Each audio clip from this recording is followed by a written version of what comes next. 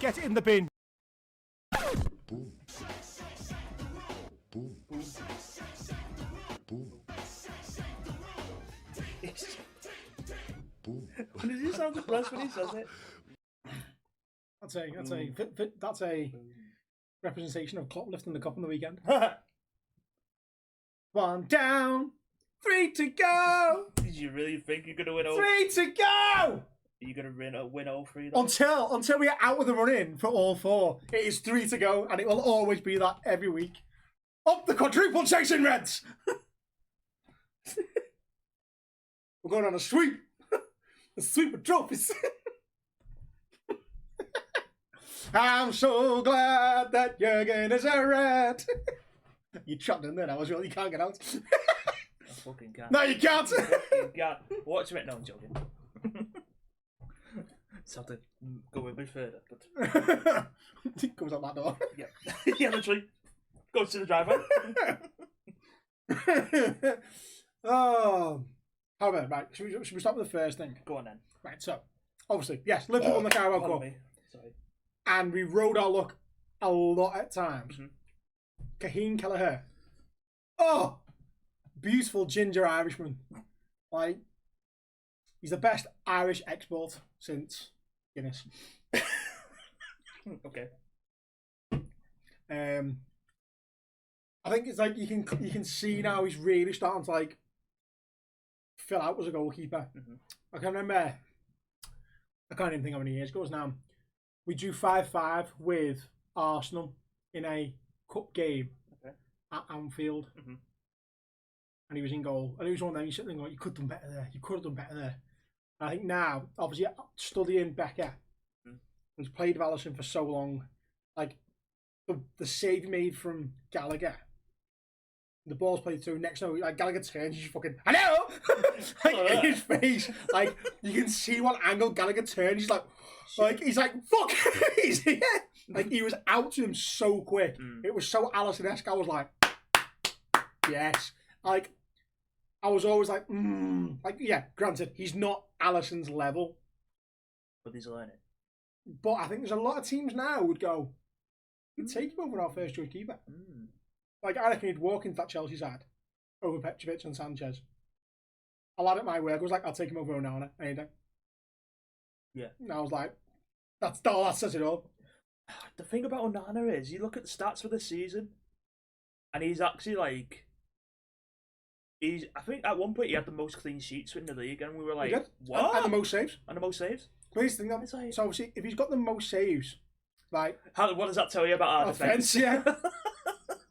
I like the fucking kitchen. I think, honestly, we give Onana a bit too much shit. And the reason It's why... the mistakes he made at the beginning of the season. Like, there's a few of them where you sit there and just go, what the one when he sat on the floor and the ball's come past him, you're just like, the fuck? Okay, for that, you'd be like, yeah, for fuck's sake, what are you doing? Yeah, there? that's But right. then since then, he's like, okay, so he's made up a bit.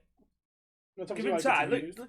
Look, like, I've always said this, like, when you look at De Gea, when he started, he was making mistakes. Yeah, he was, yeah. And then he turned out to be one of our best keepers of all time, Right. so... This is how did your car that? That might be slightly quieter. My car's loud as fuck in a minute. I was explaining when I picked it up and so the exhaust as it comes around, it's got a flexi pipe. The flexi pipe has go. So it sounds like It's no longer in existence. Oh, my God, these probably these tops, they're comfy as shit, but they roll up a lot. There we go. Yeah, so it's loud. it sounds like a rally car, but it's not a rally car. It's a fucking. It sounds like a Subaru Impreza, and it's not. It's nowhere near it. Basically, the best way of putting it. It sounds like one. It's really not. It's really not one. But obviously, with cup victories come massive bellends of society. So obviously, the biggest argument is that obviously it was Gary Neville's £1 billion bottle jobs versus Klopp's kids, and everyone's like, well, Chelsea's average starting age was younger. You're right, it fucking was. And Chelsea's finishing average age was also younger, but their average appearances were a lot fucking more. Yeah. Cole Palmer, their best player this year, is what, 20? He's still... Give or take, he's young, but he's got at least... What the fuck was that?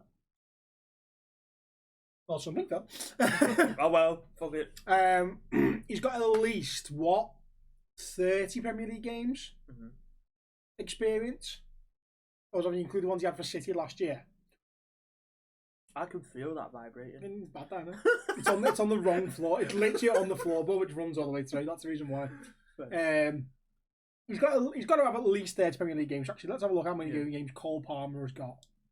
Is that the thing? He was at City at the beginning of the season, won him the Super Cup. Yeah. And he's at Chelsea. It's like, the fuck. So he's born in Withenshire. I didn't know that. Right. So In where? Withenshire. Oh, So, yeah, Manchester. Lad, yeah. So here we go. So for his international career, starting with under 15s, 6 goals, 6 games, 1 goal. Under 16, 2 games. Under 17, 3 games, 1 goal. Under 18s, 9 games, 2 goals. Under 21s, 15 games, 5 goals. First team, 2 appearances. So he's an international player because he's had 2 appearances. Yeah, End of discussion. England, yeah. But for Man City, he played 19 times for the senior team. And for Chelsea, he's played 21 times for the senior team. Yeah. So he's got 40 games under his belt. So 10 more, he's halfway to 100. Yeah. So he's a not seasoned player, but seasoned youth player. Yeah, he's got experience. Chelsea's whole team, if you look at them all, you've actually got, you were young and have got first team football. So Sanchez, lots of first team football under Brighton. Diarcy, lots of first team football in France for Lyon. Cucurella, he's getting on a bit now, isn't he? Yeah. Badashai, again, lots of first team football experience from Monaco. Thiago Silva, old as fuck. Yeah. 39, Thiago Silva. He's got it. And he's still performing at a decent level. Yeah. Raheem Sterling, abundance of first team football, and now 29, 30? He's still pretty young. But because he broke into Liverpool's first team at 16. Yeah, Enzo Fernandez is 23? Yeah. He's won the World Cup. Yeah. And he's got a lot of first team experience from not just Chelsea, but from teams before. Mudryk, also young, a lot of first team experience and a lot of international experience. Noni Madueke is probably... He's got first team... Because he played for Montpellier for 2 years in the first team. So he's got a lot of first team experience in France. Bettinelli, old as fuck. Trevor Chalobah, a lot of first team experience. Nicholas Jackson, a lot of first team experience for other teams. Yeah. Who else played in that? Obviously, Cole Palmer played. Yeah, I don't mind that. Ben Chilwell, a lot of first team experience. And old Conor Gallagher, third choice captain. Again, a lot of first team experience because he's been out on loan. So obviously, he was at Palace last year or the year before. Might have been the year before now. He'd gone on loan the year before that and had first team football. So he's got a lot of first team experience. Reece James, 24, a lot of first team experience. Casado is young, but he played a full fucking season for Brighton last year. Yeah. So Colwell, he was on loan at Brighton last year. Yeah. And played a lot of first team football. Oh no, Gusto's the one they got from Lyon. Okay. But either way, they both got first team football. The team's experience. Petrovic is 24. He's got loads of first team football. 78 appearances for a team in Serbia, I believe it is. Kukarachi. Oh, I don't even know how to pronounce it. He played 7 games on a team on loan for. And he went to New England Revolution, played 43 games in the MLS. So it's not like they're short on first team experience, but they are young. Yeah. So that's what I think the point is everyone's making is when they go to kids. How many of them come through Chelsea's academy? Gallagher and James. That it? I believe so. That's it. Colwell It's as well. sad. Colwell as well, I think. So there's 3. So then you look at Liverpool's kids. Yes, they are kids. But a lot of them have not got that first team experience. No. So if we look at the youngest players in that Liverpool team now, and I've actually got a nice little grid. So I'll drop the grid in so you can actually see it. Kwanzaa, 21. Elliott, 20. Bradley, 20. McConnell, 19. Jayden Dan's 18. Bjetic, 19. Ben Doak, 18. Kumis, 18. And Yoni is 16. So that's like Liverpool's academy kids. There's a meme I've seen of one of them lads that says the last time Everton won a trophy, Bingham and Bob was in high school. Yeah. This isn't him. This is his 18-year-old son. son. Yeah. Yeah, it's Jaden Dance's dad, Yeah, isn't it? that's it, Last yeah. time Everton won a trophy, yeah. Fucking hell. She said, for fuck's sake. Well, the dead thing is, something came up on my Facebook from 11 years ago. It's like the last time Everton won a trophy. Liverpool have won so many trophies. PlayStation have released 4 PlayStations. I'm like, what the fucking 5 now? 5 now, yeah. There's loads of things. Like, oh my God's sake, that's brilliant. Last time Everton won a trophy, there's been 6 GTA games. Yeah. Well, more actually. But... Yeah. So out of them kids, the one who played, Elliot's obviously the most experienced with 100 appearances for Liverpool, plus games for Fulham. Conor Bradley was out last year on loan at Bolton. Yeah. Had a very good year for Bolton. Have you seen the size of the Johnson's Paint trophy that he won? Fucking massive, isn't it? Holy fuck, I seen it the other day when they compared him winning that with Bolton and then winning the Carabao Cup. The Carabao Cup's like fucking that. It's tiny. Johnson's Paint trophy is fucking massive. That. Holy fuck. Yeah, so Conor Bradley's obviously got the most experience outside of them, but in League One. Not in the Premier League, in League One, not in the top division. Kumas, no first team football, really. He's been on loan a few places. I think he was on loan at Tranmere. Okay. Stuff like that. Bajcetic had first team experience with Celta Vigo when we bought him. But out of all these, so Bradley, we brought in, I think he was 11, we brought him in. Kwanzaa, Jaden Dans, and I believe Kumas all joined young as well. So Kwanzaa and Jaden Dans definitely when they were 8 joined Liverpool's academy. I think Kumas came in when he was like 11, 12 as well. We bought Ben Doak, we bought McConnell, we bought Bajcetic on youth contracts. That's fine. So they're all homegrown players, technically. Because Bajcetic spent 2 years in the academy. Or he's still in the academy, so he'll class as a homegrown player. Yeah. So obviously when Trent put his homegrown thing on, everyone's like, well, they're not homegrown because you only had them for this many years. Like, yeah, but look at the rules for homegrown players, you tit. It's players who have spent so many years at our academy. If you could spend 6 years at West Ham's academy, and if you buy him, he's still homegrown. Yeah. Because he's gone through a homegrown system. Like, United could go, we'll buy Jared Bowen. He classes as a homegrown player because he's come through the academy system in England.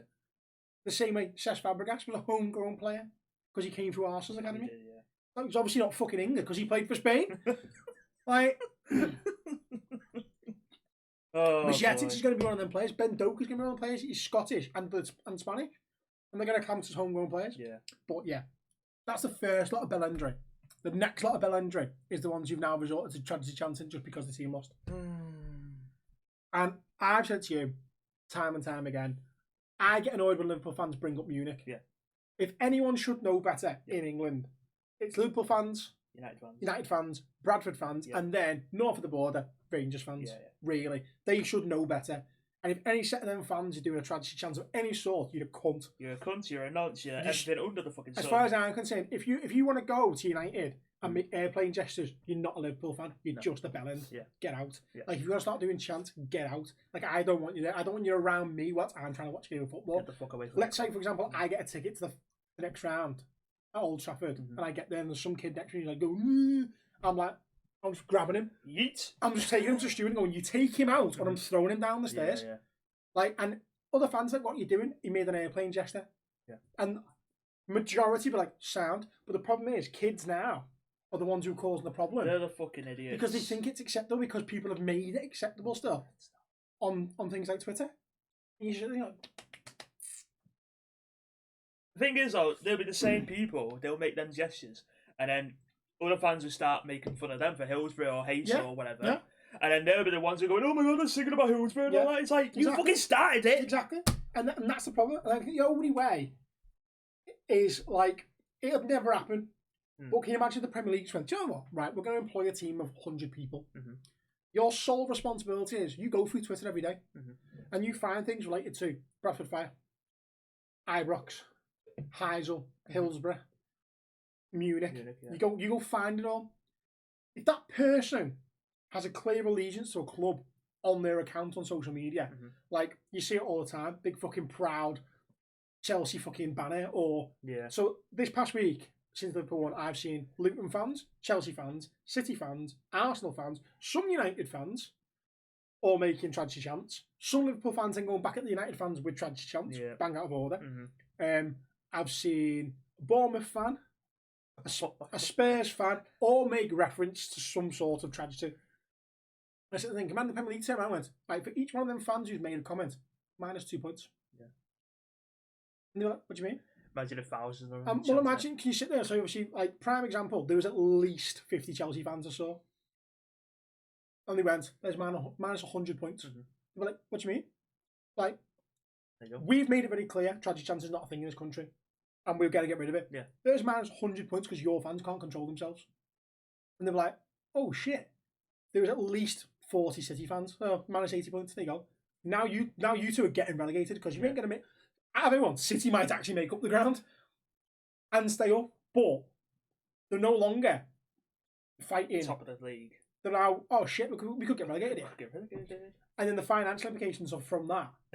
Don't get me wrong, Liverpool would lose 20 points because I've seen at least 10 fans make comments.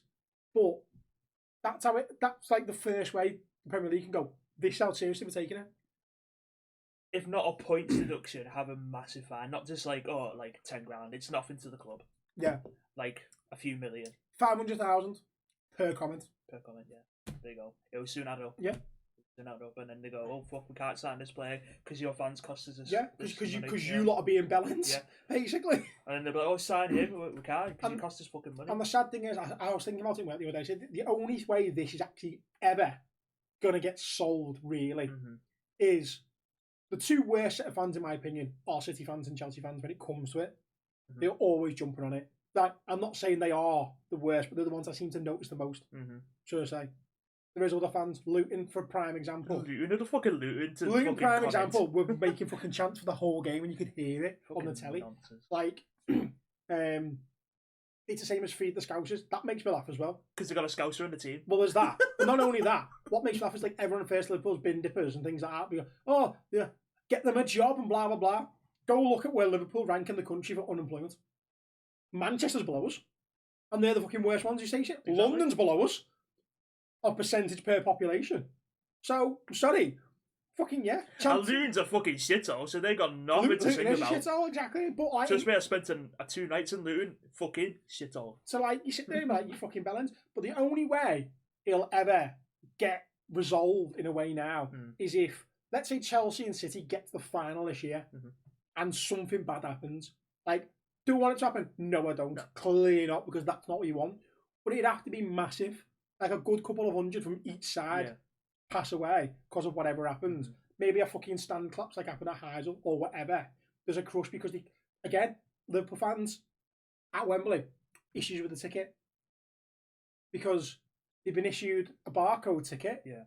And there was an issue with the barcode, like someone obviously leaked the barcode, so they knew the barcodes were then compromised. So people would scan the ticket and say it had already been scanned. Yeah. So they apparently sent out an email, I don't know how true it is, that they had to change it from a barcode to a QR code. Right.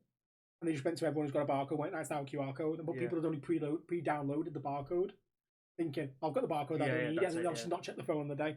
So, like, if that's the case, fine. But it should have been communicated better. Like, why have you not, when people are getting off the tram, like the tube line, have someone there, guys, the barcode's been changed for a QR code. Can you make sure you download the QR code before you get to the turnstile? The amount of people that you just need the first train. It gets passed on dead quick. Yeah. Next train, the first wave that comes off. Yeah, you're texting your Put it on social media because everyone's social media. Like, it's not hard to spread that message, really. So let's say something happens and 100 set of fans die from Chelsea and City at Wembley. It then becomes not just associated with them two clubs.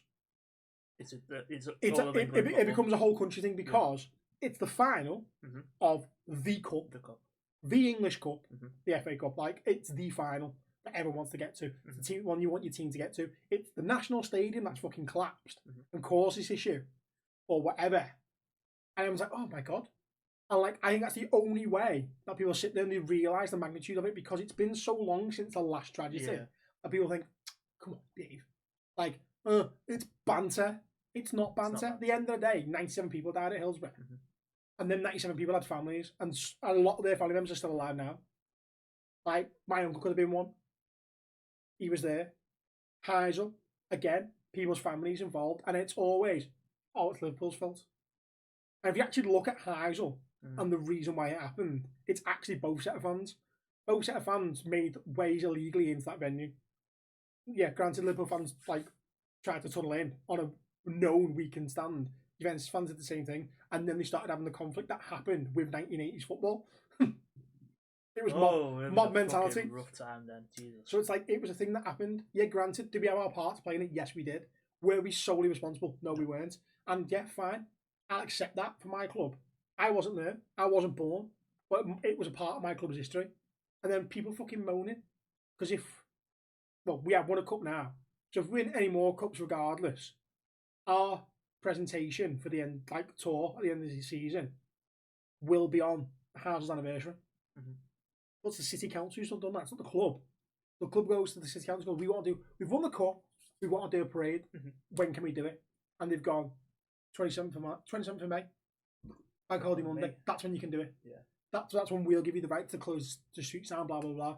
It's after the season, so if you win any more trophies, you can go then and yada yada yada. So yeah, it's not our fault. It's on that day. But yet people are like, look here, you fucking go on about your tragedies, but you're gonna have a fucking parade on Heisel's anniversary, you cunts. You did it 2 years ago, and Juventus give us permission to do so. Yeah. We asked them. Well, this is the date the councils give us. Is it okay with you? Yeah, it's fine. Like, it's fucking bellends. It's the tip of the iceberg for me. Let's talk rugby. Fuck it out. Jesus Christ, it's not going to get any better, is it? It's not going to get any better, mate, because that fucking Club World Cup final. Oh my God. It's not the only bad thing that happened at the weekend. It's not the only bad thing that happened, but you know it's bad, right? So I've got passable knowledge of rugby. Yeah, you do. Played it. You watch it now and then. So when I can see the glaring obvious errors, like, oh, that's not right. That's not right. Like, you know it's bad. Yeah. To be fair, Penrith didn't play well at all, I don't think. No, they did make a lot of mistakes. They still had decisions against them, and you think, well... The one that really got me was 3 Penrith players go into a tackle. Yeah. And you clearly see him go, I've got it. He just let go. So they're like, he let go and he steals the ball. It's stupid. Rugby League's stupid at the minute for a reason. There's 2 different sets of rules. Yeah. One for like the local, like, so Super League, British Rugby League has their own set of rules. Not like completely different. There's like the odd one different to like international rules. So with the strip, what that they did, so 3 Penrith players were tackling a Wigan player. One of them goes, let go, I've got the ball. If it's 1-on-1, it's fine. That's what he did. He ripped the ball from the player he's playing on. International rules, which is what they were playing, that's fine. But the ref gave a penalty. Well, because Super League, it's not allowed, is it? Because if there's been more than one player in the tackle, and even if they do let go, it's still a strip. Yeah. It's still like a 2-on-1. So, it's stupid. It's a stupid rule. I mean... And it is also stupid that the RFL brought in these stupid fucking head rules, right? I'm not saying they are stupid, because obviously they're trying to protect players' heads. Yeah. Because they've got certain players. The rule itself is not stupid, in like inverted commas. It's not stupid. They've overdone it. They've overdone it, yeah. Because they turned around and said, for the World Cup Challenge, we're going to relax the rules. It's like... What's the fucking point? Yeah. Why are you having it then? Like, granted, who got sent off last weekend for Hull? That was another one. New Brown. And you sit there. Accidental head clash. And it's like, right, okay, but why? Exactly. Because then I can't think which game it was after it. The exact same tackle is made, except for the player that gets hit slips. Yeah. And because he slipped, his head's lowered to shoulder height. For me, it was a pretty similar tackle. The exact same thing happened. Paul Newbrown's gone for a tackle, and the player's moved slightly, and he's fucking his shoulders at his head. No, he's like what? Yeah, straight down the middle, like what? So the Hull played Warrington, and one of the Hull players got sent off because it was accidental. He's gone for a tackle, he's spun around, and he's clashed heads with the Warrington player. Granted, he did cut him. He was fucking bleeding like mad, but completely accidental. Right, and he still got sent off by the ref. Now, the RFL have now turned around. Common sense prevailed for fucking change. Jesus Christ. That doesn't happen. And they've turned around and said, right, okay, yeah, we're going to make it a bit simpler. The red card's been rescinded. He's not getting banned. But all the Hull fans are like, well, it's too fucking late now because Yeah. we lost the game probably because of that. Again, that's 2 games, 2 weeks in a row where people have gone like, well, hang on, this red card shouldn't have been a red card, but it's too late now. Yeah. And it's like, it's getting ridiculous. You don't want a red card in every game. It's ruining the game. So, how many red cards were there last weekend? Fucking hell. About 5, I think. Was that? Again?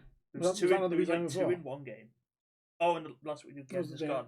No, there wasn't as many, but there was a Was couple, actually. Law change for clarity and to help referees hit. Thank you. Amendments to the head contact framework have been made to help officials. This is from 19 hours ago. Yeah. Because they realised, shit, yeah, that wasn't a red card. Yeah. Where's the thing? It's like... Where are we up to with the Challenge Cup as well? I think the next round... That's when the big boys come in. That's when the big boys come in. But they've whacked out the first 4 rounds, and now the 5th round's only like next month or something. 3-1. Widnes won at Bradford. Yeah. Batley beat Rochdale. Wakefield destroyed Hunslet. Yeah, they're an amateur team. Featherstone beat Keighley. Sheffield beat York. Yeah. Swinton beat Oldham. But that was a shock as well, because Oldham are one of the favourites to win the league. I think they're in League 1. So. York Acorn beat Wythrow. Halifax beat 2 amateur Hammersmith. teams. Yeah, so one of them's gonna be might be playing a Super League team. So I'm guessing Tatty Heath went out, didn't they? Yeah, they went up to Featherstone, weren't they? Featherstone, yeah. Fucking 72-0, bless Yeah. them. Oh, Featherstone championship team, aren't they? So. Yeah. I mean, I think they always knew it was going to happen. Yeah. But it was a nice day for them, and what I liked about that the most is that the safety officer from Saints came down and helped do all the paperwork to make sure it was a flag official to be able to play there, which I thought was a nice touch. Usually, if it was something like that, they'd ask to play at Saints Stadium. Which they have done before. I think Blackbrook played York at Saints Stadium. Was it? But you've got to ask Saints permission first, like something like that. So. Oh, it's not. The big boys don't come in next round. Oh, did they not? No. Fucking hell. There's only 8 games in the next round. Is it? According to this. Saturday the 9th of March, there's only 4. If you go to Challenge Cup, scores and fixtures. I think the whole system needs rechanging again. Because then... Because that's back out of order. You've only got 8 games in the next round, but then the Super League teams come in, so it's like another 10 games then. So Featherstone host Wakefield. Halifax have got York Acorn. Swinton host Sheffield, and Widnes host Batley Bulls. On the 9th of March. Which, in a way, half the teams would have played like a few extra games just to play the Super League team, who are literally getting a ticket to the final, basically. Pretty much, yeah. It's bang out of order. So it needs rejigging. Similar way. If you're going to do like a bit like the FA Cup, bring them in round 3. Bring them in round 3, yeah. They used to do that, the Chance Cup. They used to bring Super League teams in round 3. Right, so Rugby League, scores and fixtures. Last weekend. Sunday. Salford and Castleford. Yeah. 2 yellow cards. Yeah. So that's fine, but both of them for Salford. Surprise, surprise. I think there was more yellow. Saturday, Wigan and Lee was postponed because obviously Wigan was playing. Saints beat Huddersfield. Yeah. I think we had 1 yellow. 1 yellow card, for Clark. Friday, Catalans and London. No cards. No cards, there you go. So it's not every game. Warrington and Hull FC had 1 yellow card for Warrington and 1 red for Brown. And then Hull KR and Leeds on Thursday. 1 yellow card for Hull Kingston and 2 yellow cards for Leeds. So, like, obviously, yellow cards are part and parcel now. They happen a lot more. So, yeah. We can accept it because it's only like 10. Yeah, but obviously, the red cards, hopefully, it'll start getting corrected out a bit now because of it all. I think the RFL just need to chill, and the referees need to chill with the red card. Observe, like, because every game's on TV now. Yeah. Go through it with the video ref. Like, just make sure you know what decision you're making. If you can just turn and go, okay, maybe not a red, we'll give him a yellow. And then let the judiciary. Even they used to put people on report and then go, right, we're not sure. We'll look at it through the week with the judiciary. That's what they used to do. Just go, okay, we're not sure. Just put it on report.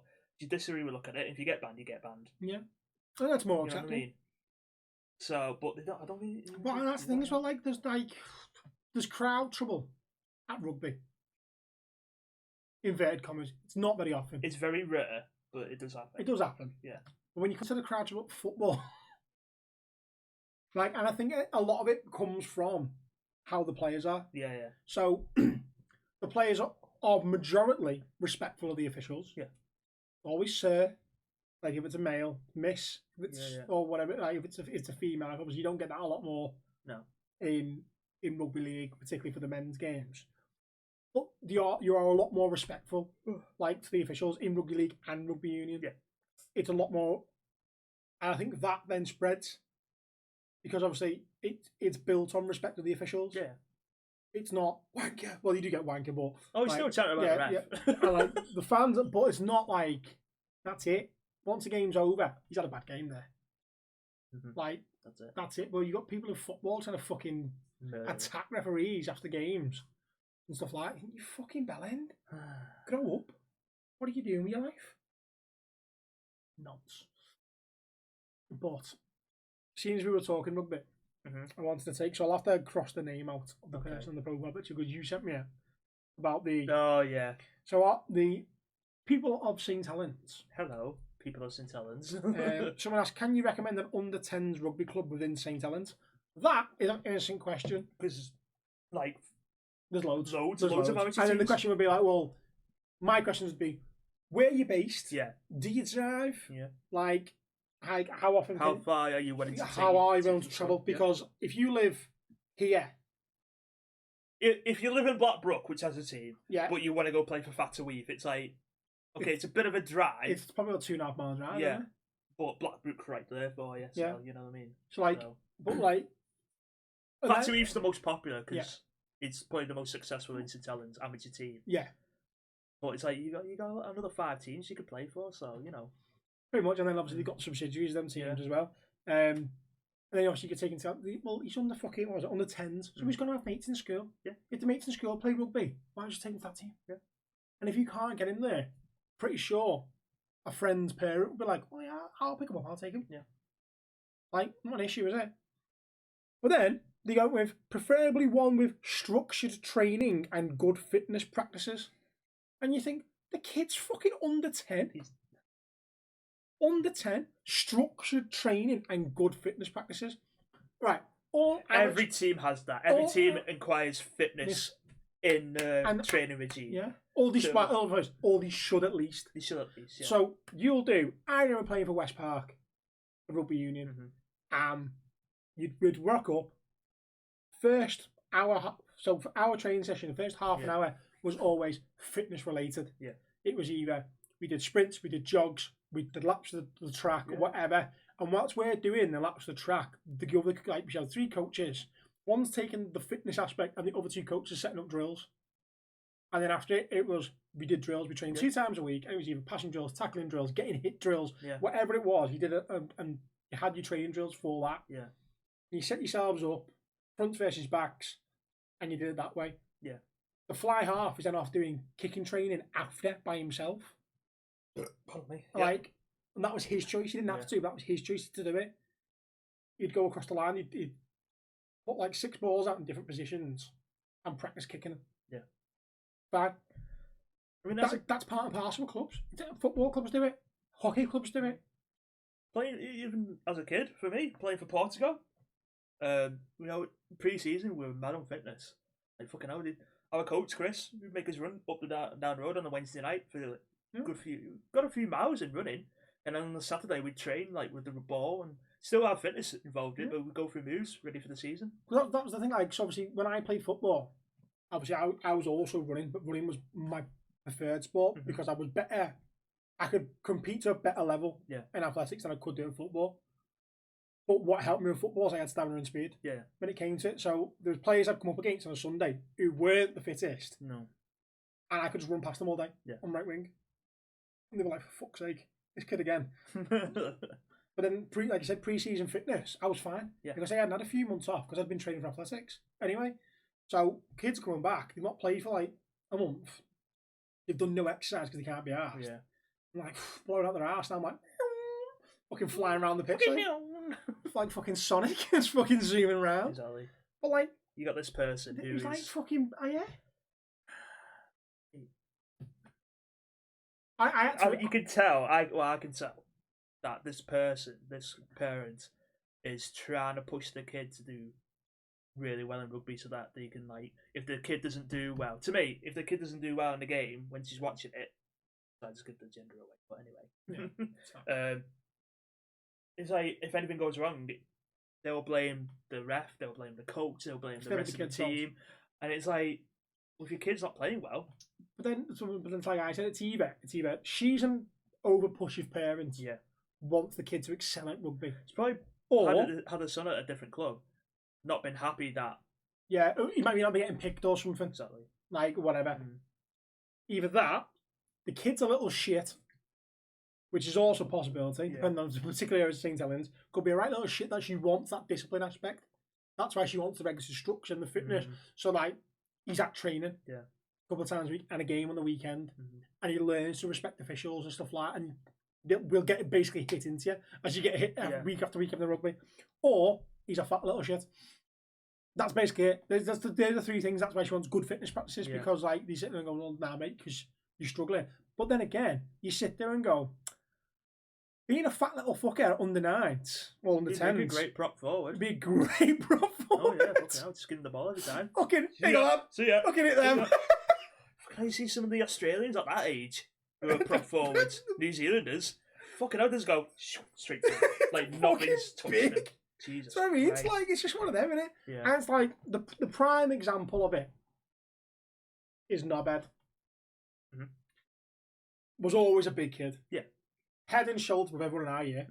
Go to high school, head and shoulders above everyone there. Like, in year 7, he could have played with year 10s and fit in on size alone. Like, so he was always head and shoulders above everyone. Yeah. And he played at other schools and was like, oh shit, they've got a big lad as well. And like, I always remember Matty Twist from Dallas South. Yeah. Fuck me. He was like 6'3", 6'4", built like a fucking tree, and could sprint like Bolt. And he just go, you get the ball, you see him run towards me going, I'm fucking glad he's over there. Like, I was so glad he was not near me. I'm thinking, there's no way I'm tackling him, he's running through me. Yep. I'm going to come out this in 2 halves, he runs at me. He was fucking massive. But again, he was a kid who was on Saints' books. Both of them were. And where are they now? Fucking nowhere to do with rugby. No. Because you get to a certain age, it's like, well, actually, you've not. It gets a bit tougher. It gets tough. In one person's case, I'm not defending them. I'm just in saying. one person's case, you're too big. You're not trimmed down enough for us to say And the other one is you're a knobhead. You got in with the wrong people, and now you're on the weekend too much. So, no, see you later. And it's like that structure of things for kids is what's the most important, which is why I'm happy Inglethorpe's come out and said about Liverpool's academy in the past week. And I was buzzing about it because I've known that for ages. And do you know what started it? What? Raheem Sterling. Oh, yeah, true. You know when they bought him? Yeah. Came into sixth form with us. Well, it was a few years below. After he got brought through sixth form, and everyone was like, oh, that's that Raheem Sterling. And everyone was like fucking making a big deal about him already. I'm like, right. That's when they put the academy at Raynell. Yeah. So. Well, they split them all up now. Okay. Yeah. So there's different ones around. Yeah, they got different, like, depending on where they're putting them and stuff like that. Yeah. Because obviously some of them, Jaden Dan's prime example, don't want to move school. It's like, nah, it's my school. I've been here for years. Yeah. Why would I move? Like, these are all my mates. Yeah. That kind of thing. Definitely. So, they're all now in certain schools, but obviously the different types of schools and blah, blah, blah. Because he bought himself a big fucking fancy Rolex and he was wearing it to school and stuff like that, and he was giving out boots because he got that many boots from sponsorship. Yeah. He was like, he wants a pair of size 8 boots or whatever size he is. He was just handing them out to people. Yeah. Left, right and centre. He bought fucking 2 cars before the age of 17, so before he could fucking drive. Fuck's sake. He had a Range Rover and something else, and you're thinking, you fucking bellend. He was on a daft wage for a kid, which is why they put the structure in place straight away. They were like, right, well, he's clearly, the money's gone to his head here. Yeah. So he started performing that structure. So by the time he got to the first team, it'd been sort of not beaten out of him in a way, but it'd been like, no, you can't do that. Made him change his ways. Like, Gerard was the prime example. Like, apparently came into, like, the first team changing room, and Gerard was like, get that off now. Like his Rolex. What do you mean? Get it off now. Why are you wearing that? It's training. Like, you're not out. You're not going for a meal. You're not doing you're not a presentation for anything. Yeah. Get it off. You don't need it. Wasn't there a player, a young academy player, who's a big Everton fan, but he got picked for Liverpool's academy? And he was like, he refused to wear Liverpool shirts, so he'd wear like an Everton shirt underneath or something. It's a rumour. I don't know how true it is. It's like the Carragher rumour, isn't it? Yeah. Like he used to only wear a long sleeve because he had that. Rooney played for Liverpool's academy at one point. Well, it was like under 13s or 14s or something. The rumour was like Carragher only wears long sleeve top because he's got an Everton tattoo on his arm and things like that. Like you always get like things like that, don't you? But, well, he's turning and going, yeah, I was an Everton fan, so what? Yeah.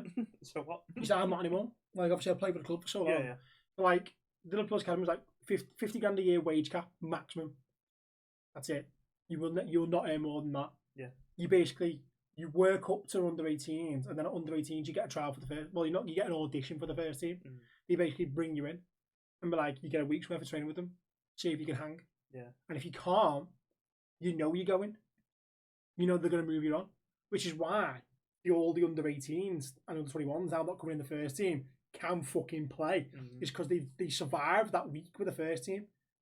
But again, they're limited. They can't have a car that's over 1.3 litre. Perfect. Like it's all stipulated in the contract. They've got to do jobs around Melwood. When they're at Melwood anymore, it's at Kirby Academy. When they arrive, they've got to hand the phones in. They get it back at the end of the day. So there you go. You're not fucking dicking around on social media. You're doing what we tell you to. Fucking need that at United. Jesus fucking Christ. No, that's exactly the point. Like you look at the kids who come from Liverpool, and they're all switched on. They're all that's the goal. That's what we want to get to. And then you look at the kids who come for United over the past few years. Lingard, prime example. Rooney said it best when he was on that show with Gary Neville and Roy Keane, and Carragher. What's it called? The fucking last. The overlap. The overlap. That's it. So they were Rooney on, and they were asking him about towards the end of his United run, and he said at one point they lost to Liverpool, and the next day Lingard and Pogba they're dancing in the changing rooms to music, and Rooney was literally like, "What the fuck?" Yeah. Because he got brought up through Fergie. Yeah. And Fergie's tactics. Fergie, where you don't lose, and you really don't lose to Liverpool. Oh, exactly. The one thing you do not want to do is lose to Liverpool when you're under Fergie. And granted, he still lost to Liverpool a few times. Yeah, he did, yeah. But he still went on, carried on. And I think it was under Van Gaal, he said, he was just because Van Gaal lost the dressing room. His training methods are fucking bizarre. Yeah. And then he had Lingard and Pogba in the changing room at training the next day after a loss, dancing to music, and I think Rooney said he picked up the radio and fucking just launched it. And you got the young ones looking at Rooney like, what the fuck are you doing? And all the young ones think Rooney's a dickhead when he's not. Yeah. He's trying to. Well, he is a dickhead, but he is. But you can see his point of you shouldn't be celebrating a fucking loss. No. You should be concentrating on next game we need to fucking show him that, that he was a fluke. Yeah. But the youth at United now are fucking so spoiled. It's not just United though. No, I know it's there's youth at other clubs as well. Obviously, you see that there's a clear issue there. I think other than Liverpool, Arsenal and West Ham probably the two that are the most switched on. I feel sorry for kids at Chelsea because you look at it and go, how many kids have come through here and made it for the first team at Chelsea? Not a lot. Not many. They've got a lot of academy products who are now at other clubs doing all right. But very few of them are at Chelsea. No. And I don't think their structure's right for them as well. No, the same with Ted Bowie. I said to Birch the other day when we had the cup final, I actually like talking to Birch about football. Yeah. When it was Liverpool versus Chelsea, because we actually have a gentleman's conversation about it. We ain't giving each other fucking shit over the disallowed goals or whatever. I could have been like, oh, we fucking won at him. No. Sound as fuck. We're having a conversation about it. He was like, oh, your young lads have done well, blah, blah, blah. Yeah. I'm bigging up Jaden Dan's going, I actually can't wait till he starts flying because he's going to pop goals in for fun. Did last night. 2 goals for fun. We had a good conversation about football. I was saying what Ted Bowie needs. He needs what Reynolds and Rob McAnally did at Wrexham. He brought someone in who knows English football. Yeah. We're going to get a chief executive who knows English football, but not only knows English football, will tell us, no, you can't do that. And that way we won't do it. Well, that's it. He'll go to Ryan Reynolds and Rob McAnally. And be like, no. This is what we need to do. This is what we're not going to do. Yeah. And I think they're doing it the right way. Yeah, they are. Got themselves promoted. They're doing well in League Two. They're still, what's it, second at the minute? No, they're 4th, I think. Oh, yeah. So they've just near the automatic places, aren't they? But they're up there. It, yeah. I mean, they've come up and they're up there. So that's the best way of looking at it, yeah. basically. Obviously, they are. That structure of that club is doing well. That's what Ted Bowie needs. He needs someone to turn around and be like, stop spending all this money. That's it to him. It's just money. Here you go. Here's money. Go buy this player. I don't think he understands financial fair play. And soon, the only way they're going to recuperate that money is go, right, who's a homegrown player we can get rid of? Conor Gallagher's going to be the first one. And it shouldn't be. No. Like, him and Reece James are the two you should be looking at and going, we need to keep them. They are our two youngest homegrown players.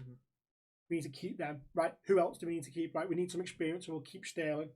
Right, Cole Palmer, we've bought him in, but he's a homegrown player, we'll keep him. Right, who can we get rid of? Marlang Sarr, prime example. They bought him for, hold on. Wait a minute. Right. Is it Marlang or Marlang? Marlang. Or Malang. Malang Sarr, right. So he is currently on loan at Monaco. Okay. I believe. Was that his League One? That might be his League One from last year. Where is he? Born in Nice. Oh yeah. So he is currently. He's a Chelsea player. I believe he's currently on loan at Monaco. Okay. I could be wrong. Either way, career statistics. Is that just? That's just his stats. I don't think it says where he played. Yeah. Wikipedia page. Maybe. Oh, Chelsea. Right. Okay. So he now signed up. So they got him for free. Okay. So he came as a free transfer. How much do you reckon he gets paid? Per year? Per week. Per week. No, not per week. Per month. No, per week. Yeah, per week. Per week. Per week. Gotta be like 100 grand, something like that. £120,000. This guy's nowhere near the first team. Doesn't play for them. So even if he's not on loan, might be injured, don't know. But I've not seen him in the first team. No. He's on 120 grand a week. Okay. And then people wonder, why fucking money in that? Money's ruined the game. It has. Money has ruined. Especially when you consider Cole Palmer is on 25 grand a week. 25 grand a week? Yeah. So and he's been the best player this season. So Sarr was one of the first people that we brought in, and that was the problem. They were chucking daft money people over a 7-year contract. That's another thing. What the fuck does a 7-year contract do to you? After 3 years, you're like, you've played shit. I've still got 4 more years this wage. Exactly. But they can't decrease my wages. And want to sell me? I refuse to go. Exactly. Like, why would they move? Money has ruined people. Why would they move from 125 grand a week to go to a team in France again and get paid 40 grand a week? Yeah. Like, why would they move? I'm not playing. What do you do? Like, that is some players' attitude. And, yeah, it is. Literally is. It's ruined their minds where they know they're playing. Well, they probably don't know they're playing shit, but. Well, they probably do know they're playing shit. Probably do. They don't care. They don't care because they're going home in a fucking mansion, sitting on their ass, getting paid millions every year. It's like Inter Milan. Inter Milan had the best structure. Mm. If you lost 2 games on the run, yeah, you didn't get your wage. It was written into everyone's contract. You don't get your wage, or you get a reduced wage. Yeah. And I was like, what? Dan was like, yeah, we want to win the league. We want to win every trophy. So to do that, you need to win games. If you don't win 2 games in a run, you failed as players. Yeah. So you're not getting paid. And then so you'd be surprised how quickly they change. And in that team, the likes of fucking Ibrahimovic, Schneider, Milito, Cordoba, Zanetti, Cambiasso, Julio Cesar, big names of football. And the one who ruined it is fucking Balotelli. Yeah. Because he stormed in, I've not been paid. Yeah, but you've lost 2 games, but I've not been paid. As if he needs paying anyway with all the fucking money he's got. He's like, yeah, but you've lost 2 games. I've not been paid. I don't care. I'm here to get money. Like, that's his attitude. There you go. That's it. And because of that, they got rid of that structure. Yeah. And then look what happened to them. They took a fucking nosedive for years. And it's only since Inzaghi's come back in, they've started to elevate themselves again. Top of the league because he's brought back in that fucking rule, because he had it when he was a player there. Yep. That's how you do it. It's fucking... Which Spanish team is it now? I think it's Sociedad. Or someone like that. Or Bilbao. I think it's Bilbao, where they only play players from their academy. Yeah. I don't think they buy players at all. They're very rare buy players. I think they only buy players if they've not got someone who's first team ready for a position. And even then, it's normally loans. So they only play players that have come through their academy. Yeah. Pretty much. And they're doing alright. They've never been relegated. Ever from La Liga, so There you go. It works. And they sell a lot of players, don't get me wrong, but they also bring a lot of players through. There you go, yeah. It's just a fucking bizarre thing. You sit there and look at clubs and just go, what the fuck? And I thought about it again. Mm-hmm. The best way to solve this whole issue with not bringing academy players through is you say to clubs, okay, Premier League clubs, Carabao Cup, you can only name 5 players over the age of 23. And all the players under the age of 23 have to have played in your academy for X amount of years. So, like, you can't, Harvey Elliott, prime example, he couldn't play in the Carabao Cup. He's under 23, but he wasn't in the academy for 3 years or 4 years. And they go, oh, okay. And then they have to go and dig into the academy. They have to go dig into the academy. But then to make it fair, you go, championship clubs, you can only play 7 over under 23s, and the rest have to be from your academy. Yeah. League 1, 9. League 2 can play 11 over the age of 23, and no rules on them. And it evens it out a bit there. Yeah. Because obviously the good kids from the lower clubs get snapped up by bigger clubs. Yeah. So you increase by 2 each league. There's only the 4 leagues in it, anyway, in the Carabao Cup. And it promotes the academy push through. Yeah. And you sit there and go, right, okay, so Liverpool probably go, over under 23s will play. There's 5. You put Colleen Kelleher would be 1. Then your likes of Joe Gomez, who doesn't play regularly. Well, has played a lot this year, but normally wouldn't play regularly. You have him in there. Maybe a Salah, a Nunez, a Diaz, a Gakpo, a Jota. Someone like that up front, experienced. An experienced midfielder, so either Szoboszlai, Endo, McAllister, someone like that in midfield, and then another defender. So Van Dijk maybe Trent. And then you go, there you go, there's your 5. So you've got some experience in each position, and then the academy kids filling around it. It's the best way to do it, I think. And that way, teams have to bring kids through their academy into the first team. And that's only better for English football, because obviously you sit there and go, well, okay, granted, not all of them are going to be English, but majority of them will be British. I think the problem with England not winning, like, everyone expects England to win everything. Is that as well? Is that we're not relying on academy players as much, because all the clubs are buying players, important players from other places, and it's the academy players are just sat there like, what about us? If you look at most of the academies now, and most players who are coming through, they're 18. You'd sit there and go, in 5 years' time, most of them will be first team starters. Where are they all going to have come from? A lot of them would have come from Liverpool. A lot of them would probably come from West Ham. Some from Arsenal, 1 or 2 from City. Maybe 1 or 2 from United. Like Kobe Mano. It is Mano, isn't it? Mino. Yeah, either way, he can go 1 or 2 ways, can't he? He can be English or like Ghana in it or something like that. What if he happens if he goes to Ghana? Because he goes, I'm not getting the fucking chance at England. He should be. Exactly. He's playing better as a defensive midfielder. Because someone keeps picking his fucking favourite players. He's playing better he's playing better as a defensive midfielder than Calvin Phillips has. Yep. Than Henderson has. Yep. So why not bring him in? You know what's ruined Calvin Phillips' career? Going to City. Yeah. Should have stayed at Leeds. He should have. Definitely. He'd have kept Leeds up. He was playing for England at Leeds. Regularly. Because he was playing good football. And he was really good. He was one of the standouts for the Euros. So that's what I mean. So, like, say you brought Mano in, maybe he's not going to play the game fine. No. But he's going to learn from Declan Rice, who's playing regular football at a top 4 club. Yeah. So why not? Why not have him come in the setup and be behind him? He's a very capable player. Yeah. And then you bring him on. Who's going to be alongside? He's even going to be alongside Bellingham, Trent, Foden, Gallagher. Again, established players in the Premier League who are playing decent football. Yeah. So why not? Why not have him? And the same with the attackers.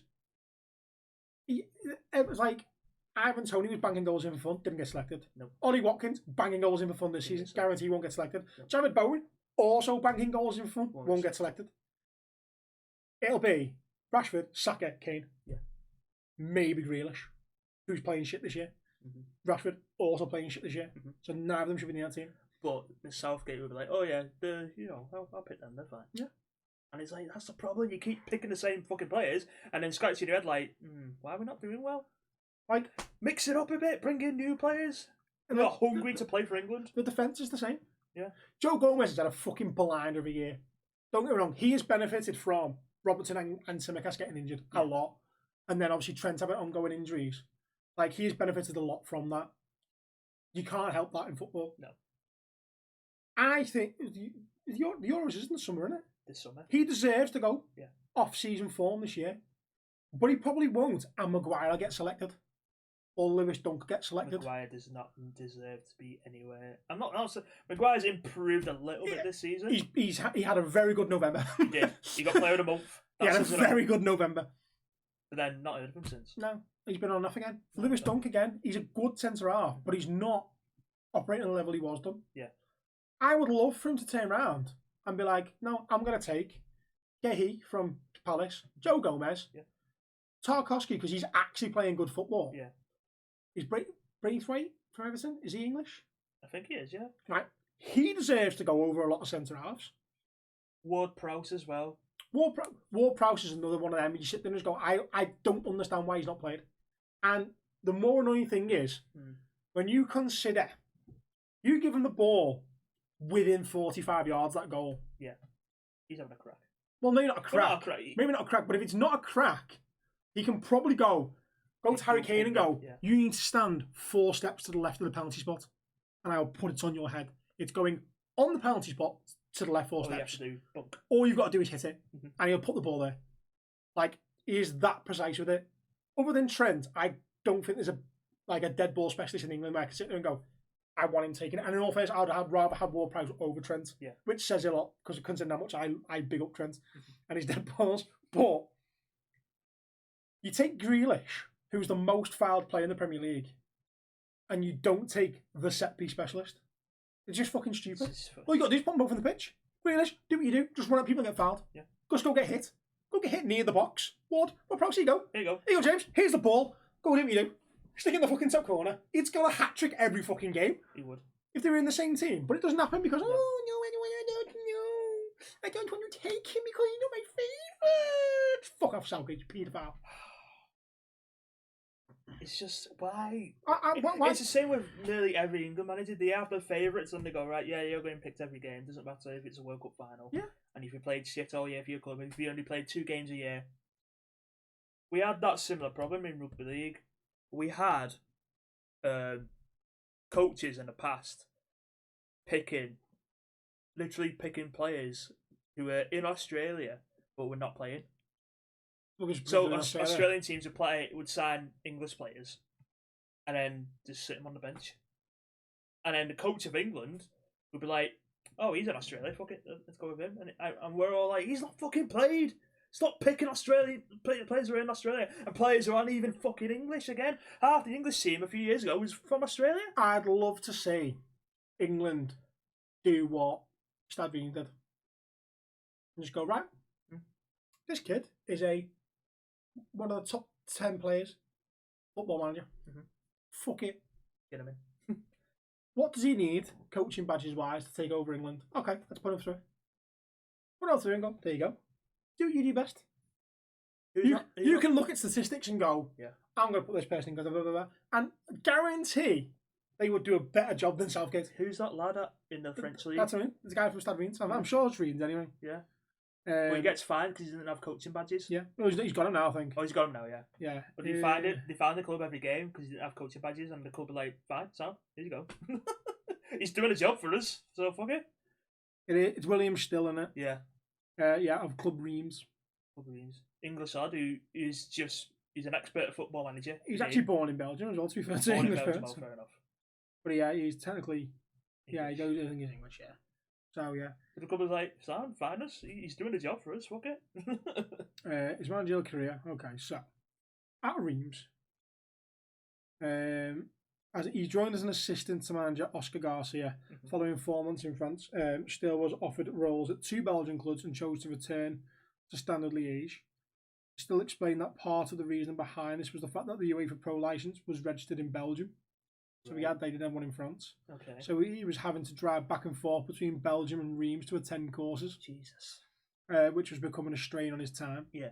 At the end of 2021-22, still got a call back from Reims to go back to the League One side as an assistant manager after Garcia was sacked On 30th of October, Still took over as caretaker manager following an undefeated stretch of 5 games. He was appointed as manager for the rest of the 22-23 season, becoming the youngest manager in Europe's top 5 leagues at 30 years of age. Due to him not holding a UEFA Pro licence, Reims were fined €25,000 for every match Still managed until he started a monthly course at the National Football Centre near Brussels. So there you go. Every game. Every game. Not that. That is one way of backing your manager, then. Well, that's it, yeah. The club were like, yes, there you go. He's doing it right for us. There you go. You can take all the money you want. So it's just fucking one of them, isn't it? That's probably a good time for a break because it's now. Enough about sports. It's been an hour. Yeah, we'll talk about of ranting, and I've still got more ranting to do. You do, don't you? So we'll have a break, and we'll come back with some more ranting. Okay. I've got more people to put in the bin other than fucking tragedy chanting cunts from other clubs. Sport related? Or not? Some is sport related. Okay. One is sport related. One's very not sport related. Okay. America based. America! High five. Hello! Are you a business? Are you a creator of some kind? Do you have links to merchandise you want to push and sell through Two Morons? Well, guess what? You can. You can contact us at getinthebinpodcast@gmail.com with all your business needs, and we will ridiculously promote your brand, or we will ridiculously promote your merchandise. And it won't be done nice, it won't be done friendly, but it will be done hilariously. Won't it, Dutch? Oh, very much so. Oh, very much so. Oh, yes. With unique stupidity, and Dutchy's effort in creating TikToks will be put to good use. Yes. Well, I'll try. Contact us now! Yay! Did you see that Instagram reel I sent you? The one with Emma Jones in it. Yeah, Liverpool fan. Alright, hang on. Let me play it for you. Oh, it's no longer available. Fuck. So, there's this question. I think Robbie Savage and Emma Jones is this like radio show or something. Oh, podcast. yeah, the girlfriend one. Yeah. He's taking her away for her 50th, but it's the weekend of Klopp's last game. Yeah. Yeah, what would you do?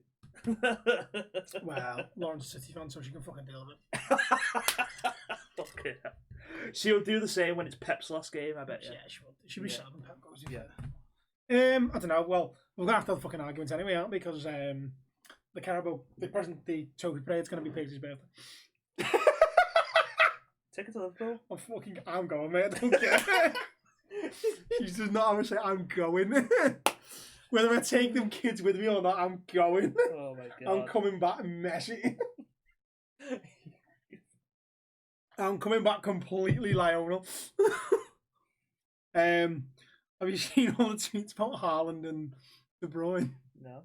Ooh, I'm Erling Haaland and Kevin De Bruyne. I realise it's February, so I should start actually trying some Man City with everything until the end of the season. Grow up.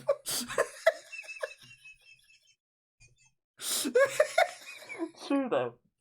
Now them two are back, it's like, oh fuck. What makes me laugh is like there's so many people are like, oh, actually, I reckon Arsenal will get a result against City. I reckon Liverpool will get a result against City. I reckon United might, withstand and get a draw against them. City have got to go to Spurs away, and they're playing very good football. First, they are playing good football at home. Okay. I reckon Spurs might get a result, so I reckon City will slip away. And then I'm sat there going, none of you have met title run Katie Bruyne. Title run Kevin De Bruyne is the fucking most goated player. There's actually, I would actually go on a limb and say most people would take title run Kevin De Bruyne over Messi. Yeah. What game was it when he came back from injury, De Bruyne? And everyone just went, oh. The Newcastle game? Yeah. Well, Newcastle were 2-1. And he made an assist. Newcastle were up 2-1. Comfortable as fuck. Yeah. Right? And Sarah was like, I just don't feel like he's got it anymore. Like, he's had a few wayward passes, blah, blah, blah. Bang, goal. I was like, what'd you say? And she's like, yeah, but his range of passing is still not good. And then literally, like, 10 minutes later, that fucking ball straight to Bob, and Bob's just like, bow, bow, bow.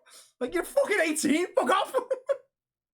No, it was at that moment everyone knew the league has been won. At the end of the day, right, so we're a point ahead of them. Yeah. Or 2 points ahead. A point ahead of them, 2 points ahead of Arsenal. Mm-hmm. The way I see it is we've got them at home. Mm-hmm. Granted, we're missing half our team. But, again, we're missing half our team. I just realised, but I'm going to see at some point, I don't even know where I'm going to put the start in.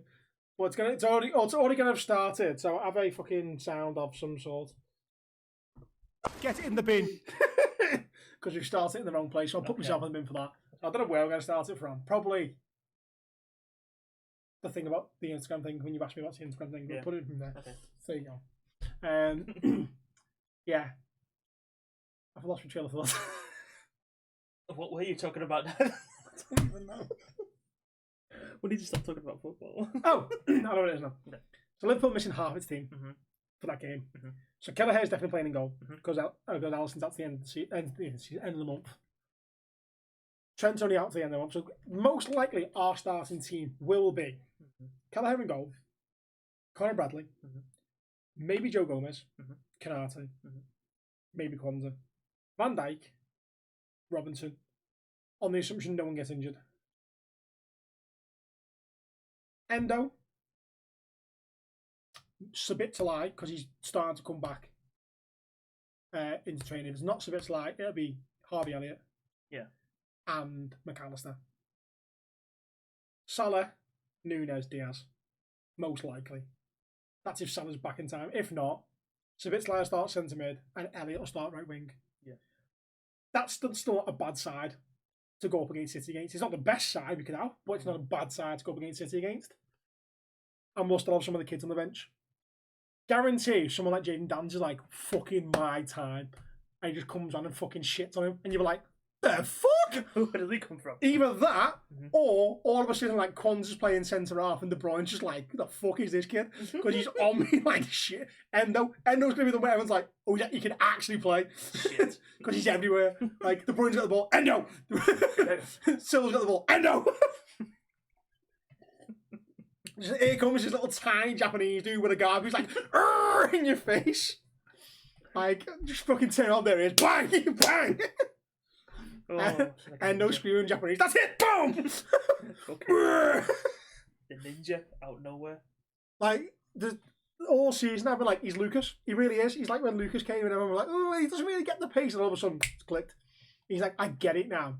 I get English football. I get the pace. I get where I'm meant to be. And the best one was it that...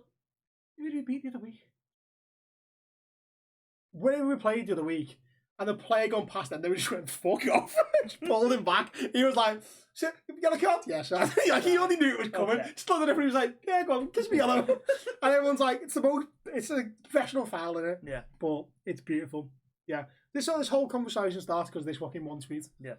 So someone has tweeted, ooh, I'm Erling Haaland and Kevin De Bruyne, and I've realised it's February. So she starts actually trying some Man City with everything until the end of the season. Grow up. Grow up, lad. Grow up. Yeah, you should grow up. Peria, fucking cunts. Nonsense. I do think Liverpool have got a chance purely because we've got to play City at home. That's our chance to put that gap on. Arsenal, hopefully, are still in the hunt by the time they face City. Hopefully. Spurs have got a big part to play. But more worryingly, Everton have got a part to play. They've got to play Everton. City don't. No, you do. We've got to play them away. We've got to play United away as well. They're the two games. Twice. Yeah, twice now, yeah. They're the two games to look at and go, oh my God. Because we've historically, the past couple of seasons have not been great at either place. Other than when we won 5-0 at Old Trafford. That's it. It's the only time we've actually played good football. But last year, Ten Hag was like, here's me wall, get past it. Yeah.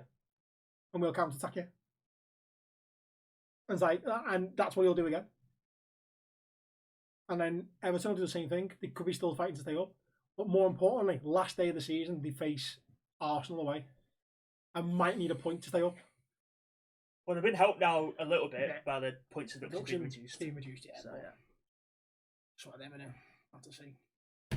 Have to see how they do. However, I'll still on talking football. Yeah. I'm going to hit you with some names. Right? See if you remember them all. Obviously, some of them you will, and some of them you'll be like, okay. Santi Cazorla. Yes. Age? Now? 40? 39. 31. So obviously, with the topic of Thiago Silva being 39 and still playing football, still playing. Still playing. Rael Abioda. Okay. Solomon Kalou. Solomon Kalou, yeah. 38. Still playing. Still playing. But, well, Arta/Solar7 is what it says. Okay. Okay. Don't know who they are. No, neither do I. Arturo Vidal Yeah. plays for Colo Colo. Golo. Colo Colo. He's only 36. 36, not bad. How old do you reckon Shinji Kagawa is? Kagawa. He's going. He's not. I don't think he's that old, is he? He's 34. And there you go. And he plays for Osaka. Osaka, yeah. Ragnar Klavan, Wow. who's Liverpool centre half. 38. He plays for JK Talina Kalav. Nani. Nani's still going. He's in the MLS. Is he in the MLS? No, he's moved again now. He's moved again. He's 37. He plays for Adana Dermisspor. Don't know where they are. Lucas Podolski. Podolski's still playing. Yeah, 38 for Gornik Zabres. Or Zabre. Zabre? I don't know, fucking hell. Don't know. Wagner Love. Wagner Love. 39. Who's playing? Atletico Gianosi. That's probably in Something. Brazil. Yeah. Joe. Just Joe. Former Everton striker Joe. Joe. Oh, yeah, I remember him, yeah. He's 36 and playing for Amazonas, which is probably Brazil. Amazon, yeah. But then the two goats of Premier League football, Go on. Roque Santa Cruz, is 42 and still playing at Libertad. Libertad. I think of it. And then the ever beautiful, I've got his signature, Milan Barros. Is at 42. He's playing for FK Vignati. Fair play. Fair play. So there's some 11 forgotten footballers who are still playing right now. Wow. Fair play. Good going. It's not a bad team, man. Just need a goalkeeper. They've got some fucking attackers in that. Wagner Love, Joe, Podolski, Barros, Nani, Kagawa, Santa Cruz, Kalu, Cazorla. They've got one defender, Clem. And Vidal as a defensive midfielder. That's all you need. That's all you need. It's defensive midfielder. Yeah. Right. So, I had a rant about stupid shit. Yes. What annoys me is people who do good deeds, but then have to go, give me attention because I did a good deed. I did a good deed. Look at me. Look at me. Look at me. Look at me. Look at me. I did a good deed. Tell me how good I am. Like that. Again, people of St. Helens. Oh no. This morning, Tuesday, I witnessed a lady called Anne fall over at the corner of Barton Close. Okay. Well, I'm going to skip the middle bit. Okay. She was taken by the ambulance to Western Hospital. I'm just wondering if her family or anyone that knows her are on here that can let me know how she is. Now that would be acceptable. Yeah. You've seen them fall. Yeah. You were there. Yeah. You want to know if they're okay. Yeah. Okay. That's fine. I sat on the cold ground with her, and along with staff from St. Mary and St. Thomas School, we spoke to her, wrapped her in blankets and called her an ambulance, and I drove to collect her daughter, Karen. That's the middle bit I left out. Why does that need to be in there? It doesn't. If you genuinely care about how someone is, you wouldn't have put that bit in. But that's clearly someone's like, I want the acknowledgement here that I did something really good, so I'm going to put this bit in. I'm just going, oh, you're so kind. I was going to sit there and just go, we didn't need that middle bit, did you? You've actually paedophile, but I thought best not because I'll just get kicked in the side and I'll lose good content. So I'm gonna let you go through speech intelligence now and try. Every so often, there's just a fucking bell end thing in there. It had 3 comments at the time when I seen it, and it'd been up for 19 hours. So clearly, she was probably pissed off the fact that her give me praise, give me attention post did not get the attention that she wanted. But in my opinion, it has got the relative amount, and then 3 comments should hopefully be one of the family members going, yeah, she's fine, blah, blah, maybe a fractured wrist, for example, blah, blah, blah, and the other person saying, oh, thank you for letting me know, and then the reply being, you're welcome, don't worry, thanks for helping her. Yeah. That should be the only 3 comments to that, because she's a fucking bellend who was, oh, give me attention, because I did something good. Sam, the other week, I stopped some fucking guy from having a heart attack. What did I do? Got my defib and put it on his heart. Yeah. Have we spoke about it? No. Why? Because it didn't need to be fucking said. Stop the guy from jumping off Barton Bridge. Have I mentioned that one? Oh, no. No. Do you know why? It doesn't need me. I did my job. Congratulations. Well fucking done. You were a member of society who helped someone who fell down. Well done. Doesn't take much, does it? No. Bell end. So, yeah, that triggered me as well. But not as much as this. So, Nicki Minaj is currently on tour. I seen this. in America. Yeah. Okay? So California state laws say that if there is a level 3 sex offender, you have to declare it. Okay? Yeah. That's a fair rule. Yeah. Nothing wrong with that. Having to put out a disclaimer because your husband is a sex offender is crazy, is the tweet. And that's because Nicki Minaj presents Pink Friday 2 World Tour, Friday the 1st of March. So that is tomorrow, as of recording, yesterday, as of going out. Okay? It says, buy tickets, Oakland area, Oakland, California. Disclaimer. Please be advised that in accordance with California state regulations, we are obligated to disclose the presence of a level 3 sex offender backstage. Mr. Kenneth Petty will be present. For those who don't know who Kenneth Petty is, he is Nicki Minaj's husband. Okay? He goes by, what was his fucking alternate name? His nonce name. No, his nonce. Well, yeah, basically his nonce name. Or formerly, known as Avery Johnson, basically. Okay. Right? Attendees under the age of 18 must be accompanied by an adult aged 18 or over. Identification will be verified prior to entry through the metal detectors. We kindly request that the attendees refrain from engaging with the aforementioned individual. As if they're going to go up to him anyway. Okay, but here's the best bit now. Go on. Because it's in America and they have to overdo fucking everything, these poor bastards, individuals under the age of 18 will be mandated to wear a distinctive pink neon vest labelled Child Under 18 and will be directed to a designated pit area reserved exclusively for minors. Security personnel will be stationed in close proximity to ensure their safety and well-being throughout the event. So not only are you telling people there's a fucking massive nonce here, you're also then taking the kids and putting them together in one pit where paedophiles can go, it's a staging area for kids, basically. Put into a pit, all because Cardi B's husband is a fucking sex offender. America, why are you so fucking backwards? It's fucking bizarre, right? So for those who actually don't know what he did, he was convicted of attempted first-degree rape of a 16-year-old and also first-degree manslaughter. So on August... Or, in other words, just fucking ban the person from going. He should be in prison. He should be. I know he's Nicki Minaj's husband, and she's a fucking nonce for marrying him. On 13th of August 2021, Jennifer Hugh, filed a lawsuit against Petty and Minaj, alleging that the couple attempted to threaten her into recanting her accusations of sexual assault. So, witness intimidation, intentional infliction of emotional distress, negligent infliction of emotional distress, harassment, assault, battery, sexual assault, and sexual harassment are the charges. Okay? So, on January 12, 2022, Hugh dropped the harassment lawsuit she had filed against Minaj, although the case against Petty is still ongoing. Okay? So, Petty and Minaj were involved in a verbal altercation with the rapper Meek Mill while shopping in Maxfield on January 25th, 2020, before Mill was escorted out the store. And the reason for that is... where is it? Oh, yeah, they've got a kid as well. Makes sense, that. Fuck.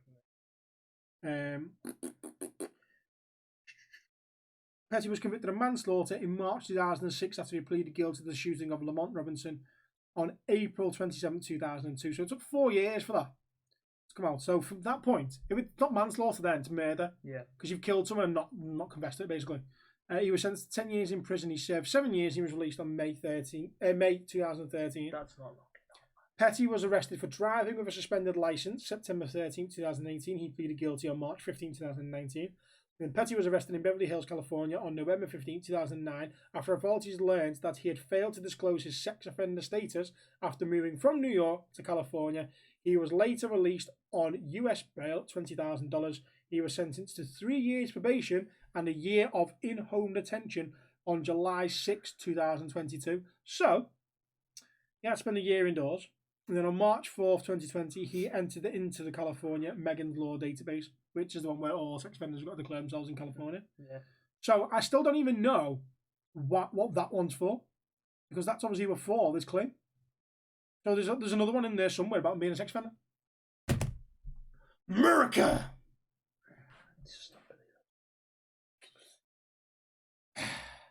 What a weird episode.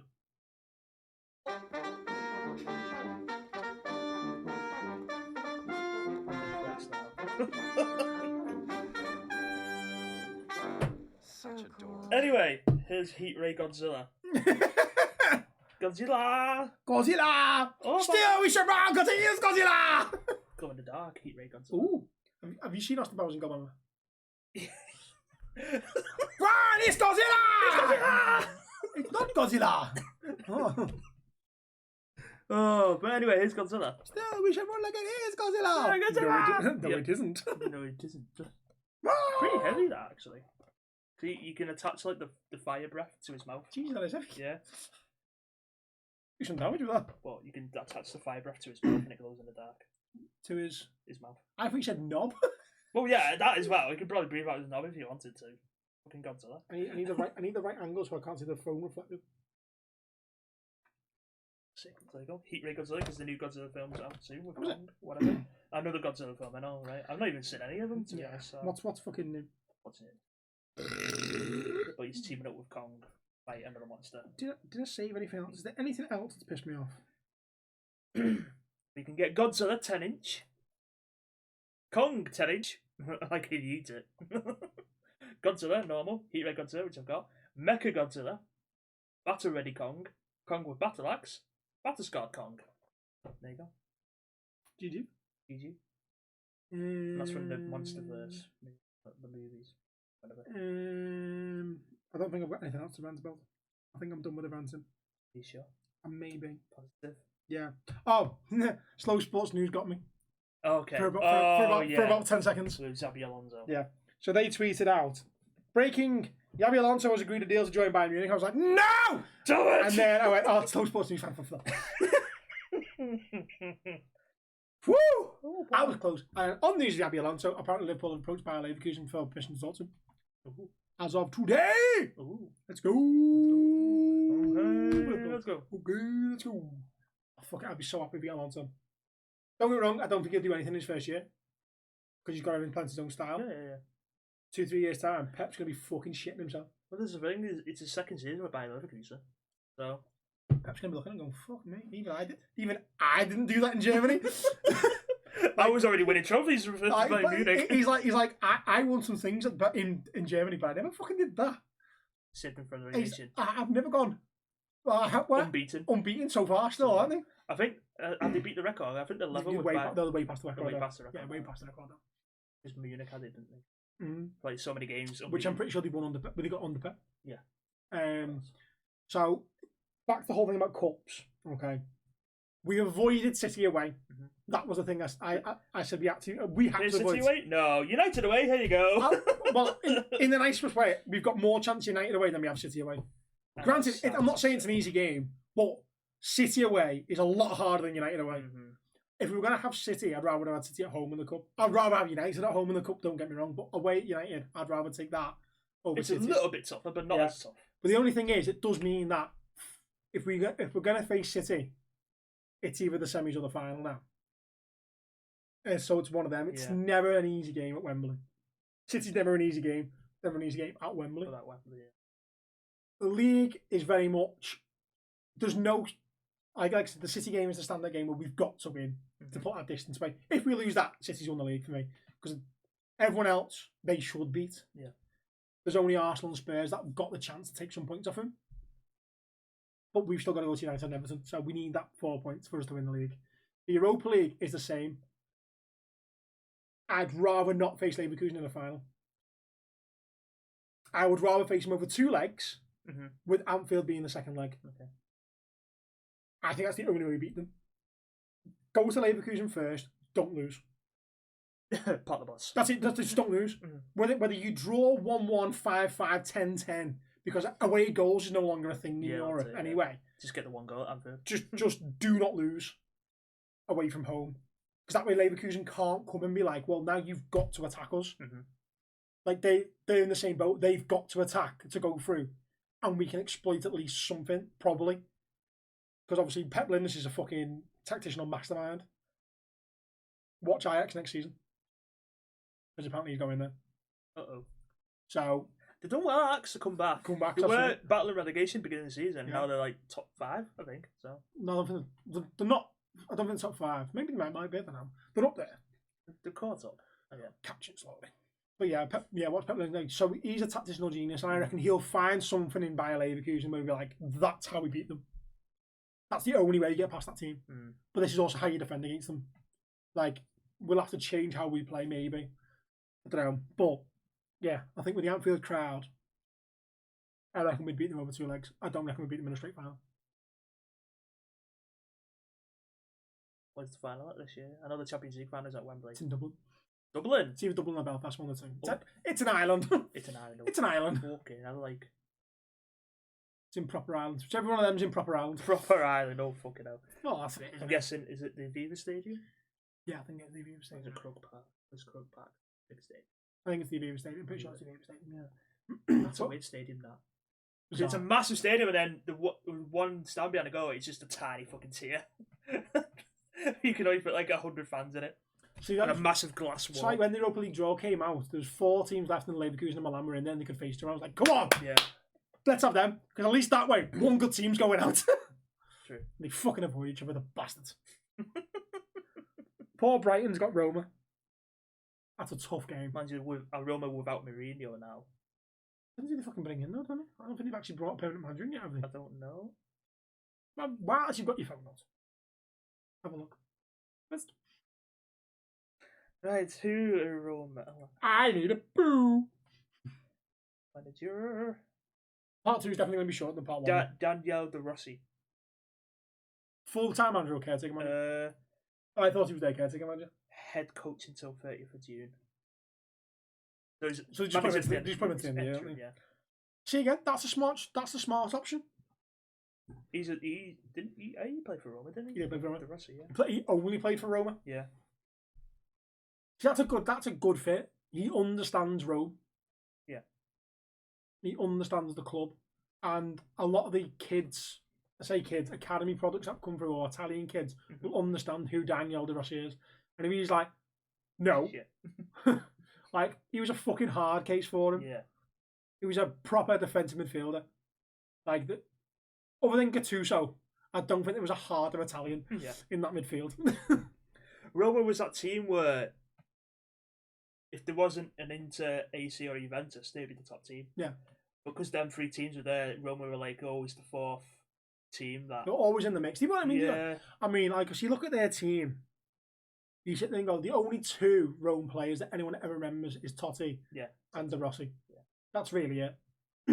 But they have had some good players over the years. Yeah, they have, yeah. I think they're more remembered for just having that big, massive game against Lazio, like the Rome derby. Fucking scary thing. But again, Italian. I remember United went there, and I think we had a draw. Roma beat us like 1-0, and like the Italian police were battering United fans, and then they had to come to Old Trafford, and we fucking hammered them 7-0 or 7-1. Tell you when we went, when we fucking beat them 5-2. Yeah. And the Rome fans came over here and fucking injured. I can never remember his name now. The Liverpool fan we put in a coma, fucking injured the Irish guy. Fucking horrible. Italian fans are horrible. Italian fans are just in general racist, horrible cunts. Yeah, ultras are fucking disgraceful. However, though, which was the fucking team out got banned? Legia Warsaw. I mean, they are much better. I mean, to fair play, that was funny. UEFA banned the ultras from their normal stand and opened it to like families. Yeah. And in the stand opposite, or opposite the tunnel, they all formed there. Went, surprise, motherfuckers! And they still lost. They still lost. Funny that. Oh, bastards. Yeah, imagine that. To be fair, that's funny. I was like, fair play, UEFA, you win this one or something like that. Where it's like, surprise, motherfuckers! Well, they all stayed calm as well, didn't they? Until they came out of them and they played the cards. Yeah. They pretend. Oh well. GG's.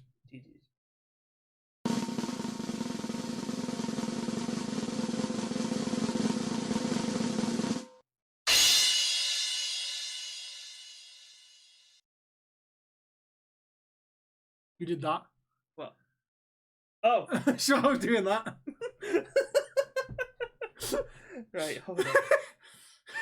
You should have gone with the other hand, actually. I should have, actually. Go with the other hand. They'll turn around. Oh, you sure will? Yeah, go see it. It's pretty nice. Okay, well. There you go. That's the new gift. Going to a Discord gift party you soon. Oh no, here we go again. Right, so we have a question. Questions for the binlets. Question for the binlets. Right, lads, I need it to be funny but not offensive. Hear me out. I need a decent icebreaker for a best man speech I have to do. The wedding is in 6 weeks, 23rd of March to be exact. I've got the bulk nailed down, but need a witty couple of jokes to get people on my side from the get-go. I'm thinking if the start's funny, they'll laugh at my shit jokes later on. Okay, 20 what, March? 26th of March. Okay. Oh, 23rd, sorry. 23rd of March. Okay, right. So, 3rd, 10th. Okay, come back to us on the 10th. Give me a week. You can make some shit down as well. Okay. You go. Give us a week. I'll come up with some funny shit. I was going to say, like, is it your mate's first wedding or is it the second or third or whatever? Let's choose that as a first. Okay. If it's not a first, we'll throw some like non-first ones in there as well. Yeah. Like prime example, like the best one is if it is not their first wedding. Nice to see you all here again. That's a good icebreaker. Or the best one is literally if you were best man for the first wedding, start the speech the same. Yeah. Particularly because so it's Friends in it where Barry goes to marry Rachel, she runs away. Then Barry marries Rachel's best friend, and they go to the same venue. Yeah. Especially if it's the same venue, that is the joke. You just start doing the Spain speech. Go. I remember when friend met friend, but instead of the other friend, like the new wife, say the first wife's name, and then everyone goes, what? You picked the same venue, but can't use the same speech. It'd be like in Hangover 2 when Alan mentions Thingy meeting the prostitute in Vegas. Yeah. And everyone's like, fuck up! like little things like that. Yeah. Like, and it's like, well, the joke I made at Stu's wedding was like, they were going like Singapore, Malaysia. They're going on a tour of Asia, basically. Yeah. And I was like, I think Stu's a bit confused on where you're going for your honeymoon. I thought you were going to Asia. You go Wales now? Something like, he's going to bang you for a week. And like, go bang. He said he's going to bang you for a month. Yeah. So, yeah. And they're planning on going to bang you at some point as well. I like it, brilliant. There's loads of little jokes you can make, but yeah. Give us a week. I'll smash breakers in there. Okay. Confession. I make a decent 5-figure, almost 6-figure yearly salary. Cunt. That's it. Just cunt. Fuck off. Yeah, out. Shut up, bitch! Get it in the bin. Fuck you. Go fuck yourself! Where's that one, buddy? Yeah. Buy some merch, you cunt. Yeah, I was still... Buy all the merch, cunt. Rat. Look at me, I got some fucking money. Bellend. It's probably not watching. You get paid more than a Liverpool Academy kid. Fuck off. Don't care anymore. I don't care about your confession. Fuck off. My confession is you're a cunt. Your wife's shagging someone on the side. Bellend. Watch this be a female now. Who's straight. Your husband's shagging someone on the side. Your significant other's cheating. Bellend. On, carry on. Sorry, that's triggered me. Boy, that really got out of hand. Hang on. Is the money actually relevant to this confession? I don't know. We'll find out. Right, read. If it's not, then you're a cunt. If it is, then fine.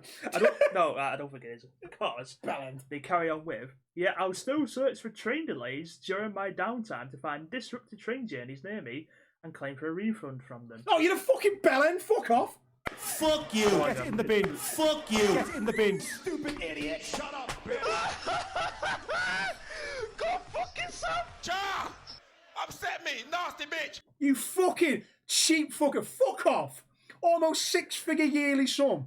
Right, so you're somewhere in the ballpark of £80,000 to £100,000 a year, and you're going, no, train delays near me. You fucking not. Behave yourself. Who the fuck are you? There's people in this fucking country who can't even get a 10 grand a year job, and you're sat there going, oh, I can't even get a I want job. my £5.69 back for this one delayed stop. You fucking bellend. It gets worse, boy. Fuck off. Go on. It pays for my lunch. And those robbing twats have to give something back. And he's calling them a robbing twats. Seriously? Are you actually serious? Are you an actual human being? Like, really? Here's an idea, right? If you actually claim the money back and then bought food for a fucking food bank near you, fine. I can get on board with that. But the fact you're going, oh, he pays for me lunch as well. Hey, congratulations, you fucking paedophile. Who the fuck are you? Nearly Seriously, don't ever write to us ever again. Just fuck off. You fucking half-wit. One more sentence and then that's this. Not finished? No. My theory is someone on that train won't have the effort to claim, so it's not stealing, right? Yes. Yeah, it is. Yeah, you get a bell end. End of discussion. You get a bell You end. don't need the money, so why are you claiming? I hope your wife's cheating on you. I hope not only she's cheating on you, she's getting 3 hold. She's getting DP'd whilst sucking a dick, whilst wanking to off at the same time. Full on gangbanged. Every night. Whilst you're sat there going for your fucking train delays, claiming it. Fucking bell end. Take the fucking money and give it to food banks. Stop being a fucking prick. Arsehole. I'm not defending. Don't ever approach me. No. I will fucking Glasgow kiss you. Followed by a scouse elbow. Straight to the fucking floor. Stamp on your head and go, there you go, fucking claim that back, you cunt. Oh my god, I hate people like that. Oh, I've got money, but I'm going to claim more money. Fuck off. Hope you enjoy your 40% tax, you prick. Hopefully you get to 100 grand and get taxed more. Fucking arsehole. Defo touch kids. Check his hard drive. Bell end.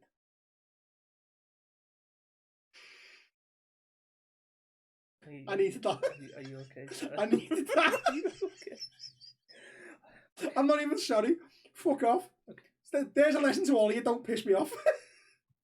I don't hold back. It doesn't. Don't hurt people I care about. There's a fucking lesson as well. Well, I'll come for you as well. He's right, you know. Right, we'll move on. We'll go to a fun one now, okay? Please do. Would you rather? Punch his cunt in the face, yeah. Yes, but suck your uncle off or go down on your mum? I mean, I can't answer that, but... Can I really? Let's be honest. Fucking horrible cunts! Who put that in? Do you know what? I don't know. Do you know what? It's in capitals as well. So it's like, suck your uncle off or go down on your mum. Either. It's one of 2 things. This person has either Noses. knows us very well, right? So fuck you. And knows your mum's no longer with us. So fuck But you. therefore, you're fucky, but you've also funny. Hear me out. Also fuck you. Hear me out. Yes, go on. Or they don't know us properly. Yeah. May have missed the episode about your mum no longer with us, or the episodes, and made a harmless mistake. Yeah. Or thirdly, been molested by an uncle. Which is why they said uncle, not dad. Or the dad's like, oh, it's Callum. His dad's not around, is he? He wouldn't mention dad. And he uses caps all the time. It's Callum. Who knows your mum's not with us? You bastard. You're funny, but you're a bastard. I'm the one who takes the piss out your dad. Not him. I am your dad. You should know better, son. I feel like the abusive uncle line is probably the better line to go down. Rather than the still inbred, but less of an inbred, isn't it? Oh, God. Abused by uncle's got more fucking comedy behind it. Then I'll lick that me mum. Oh, fuck it out. Be dry and dusty for you, like.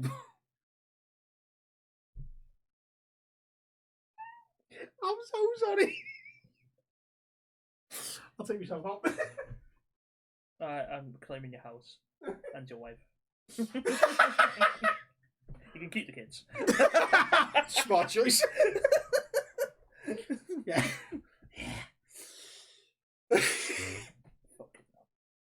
Well, Dutchy's obviously he would blow his uncle. Ooh. Go on, what's next? So give me a second. Other than getting the bins, because I feel like I put enough in the bin today. The fucking bell There end. is a get in the bin, but I'll save it then. The bell end with the fucking money you can get in the bin. That's actually triggered me more than a lot of the things that had triggered me in the week. It was the first. As soon as I said the first sentence, make 5-year salary. Get the fucking bin. Fuck off, yeah, with your fucking money, you cunt. He was already on one. Where is these full forms? that have been sitting here. Oh, okay, go on then. So, I'll be the first one. Am I the asshole? Yes. Hell yeah. Are you the first guy then? Definitely. Confession. So, there's this one time in band camp, no, where me and my friends went out of school for lunch. How old are you, sir? You should not be watching this. My friend. Hang on. Oh, well, we went out of school for lunch. Well, I did anyway. I never. I was fucking miles away.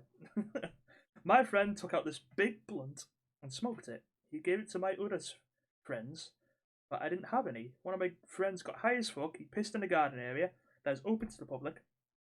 Who hasn't? After that, he pulled down his trousers and spread his ass in front of us. We were like, what the fuck, man? And we laughed it off and went back to school. That's just a normal everyday occurrence. That's nothing special. Oh, there we go. Carry on. Get in the bin, I don't know. Oh, that was it. That was it. I thought there was more context to that confession. No, that's it. That's just weird as fuck. Yeah, exactly. That's it. I would have boosted him in his arsehole. Get in the bin, I don't know. Question for the bin lids. Who come up with the name?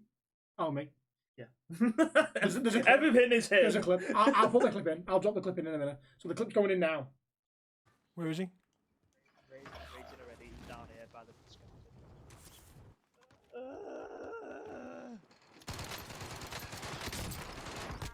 Fuckers have me targeted.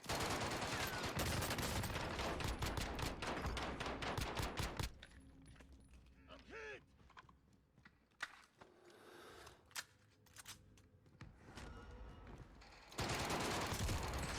Get it in the bin, you little cunts. Look at that. Yeah! And basically that's me and him playing Warzone. Oh my god, that's amazing. I know, yeah. Sick me. I was going through clips the other day. Yeah. Actually, I'm going for some of my old ones, like with Callum and that. I look young as fuck on that clip as well, which is fucking upsetting. That's only like 4 years ago, 3 years ago, if that. I've aged a lot. Fucking shift work and kids kill you off. Life. That's when it came. That was the first time I'd ever just aggressively shout it in a game. It's like, get in the bin, you little cunt. Ah! So that get in the bin is literally this: get in the bin. Get it in the bin. Yeah, that is the same. pretty much, yeah. Because that noise in the background is the squad wipe noise. Oh.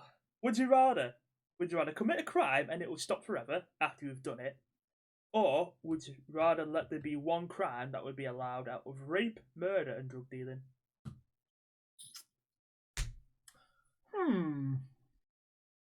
Right. Okay. So we'll take the rape and murder aspect. Oh, actually, yeah, we'll take the murder. I mean, take the murder. Right. Rape is obviously off the table. I'm not ever going to condone that one. No. The murder one. If you legalised murder in a purge kind of way, where it's like either you get one free murder a year. A year? Oh, fucking hell. For example, because obviously the purge is once a year, innit? Well, that's like a set time frame as well. Let's just say you get one murder a year. Like you can turn around to the police and go, "Here's my one murder I committed," and they have to go, "Okay, we'll arrest that death. Like you murdered him, blah blah blah. Yeah. That's the one murder you're allowed." No, you can't murder anyone. You can't murder anyone else for 365 days. Yeah. I know who I'm killing for the next 10 years. Just saying. I think the same. So that'd be a dangerous law to bring in. But also, it would keep a lot of people on their fucking toes. It would. Because think about how I ranted about moneybags over there. There's people I hate more than moneybags over there. So, yeah, I know exactly who I'd be lining up straight away. So that's probably not the best one to bring in. But the same again, obviously, if you could commit one crime and it be gone, what's it say, gone forever? Gone forever after you've done it, yeah. As in, I commit it and then it's no longer a crime. Yeah. It would stop forever. Or the crime stops forever. So, like, if I murdered someone, there's no more murder. No more murder. And then you'd pick that one, really, wouldn't you? Actually, then again. See, that's the hard question then. Because you think about it, like, I've got 2 girls. I'd never want them to go for a sexual assault. No. So by committing a sexual assault, you stop sexual assault. Like, you see my point? Yeah. Like, you could go, oh, I could molest a child, and then it's gone forever. Like, there's a very, very dark ethical line there. You're not a child to yourself. No. And Callum's not it. Right. But you see my point, right? It's a very dark ethical line. You could go over the ethical line to stop the ethical line ever being crossed again. Couldn't you? Like, think it's like racism. You could be excessively racist to one person. It's a crime. Mm-hmm. But then you've done it, so the crime it's no longer going to happen ever again. Like, it's wherever you draw your ethical line of what you're willing to do to stop it ever happening again. So, I mean... You've took this question and gone, I have. Yeah, but when don't I? Like, okay, so here's my next one. Then. So I went, like, if you commit a sexual assault, it no longer happens. Or you commit paedophilia, it no longer happens. Well, if you sexually assaulted a child, is that 2 grams? Let then go. And never happen ever again. 2 grams for the price of 1. Like, so you might as well just do the trifecta, mightn't you? Yeah. You might as well sexually assault the child and murder him.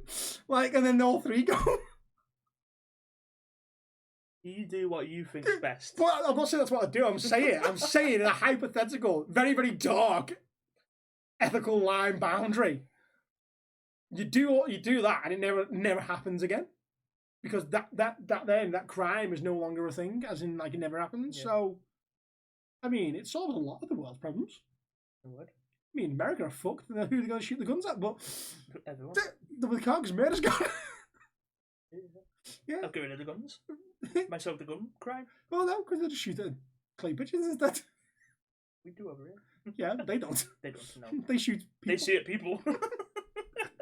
they shoot clay real people. Practice at the schools. Exactly what they do. You think it's the firing range? At the school. At the local Moving school. targets. I mean...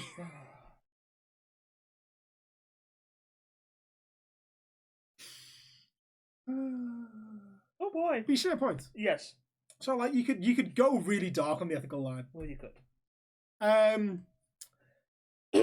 I would probably. Do you know what? We didn't even look at the mild one in drug dealing. Drug dealing's like the most mild one. So out of them 3, if you had to legalize one, it'd be the drug dealing, because you could actually, in theory, particularly weed. Yeah.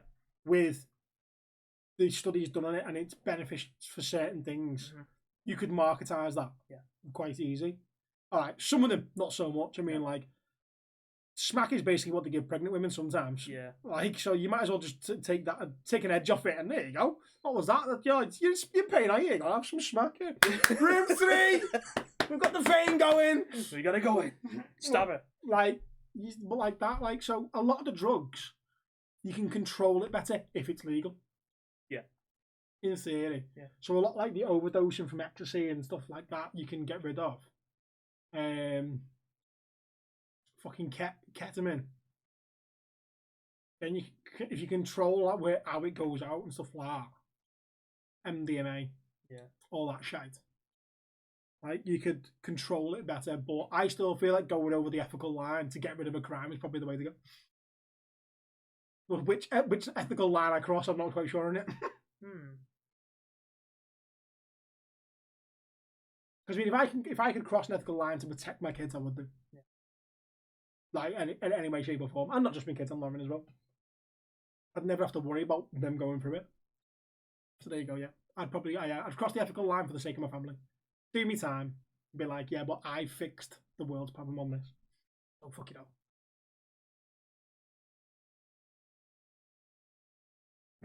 What would you do? I talk so much in these shit. Legalise drug dealing. Shit out. But then rape and murder's not allowed still. It's still a crime, so...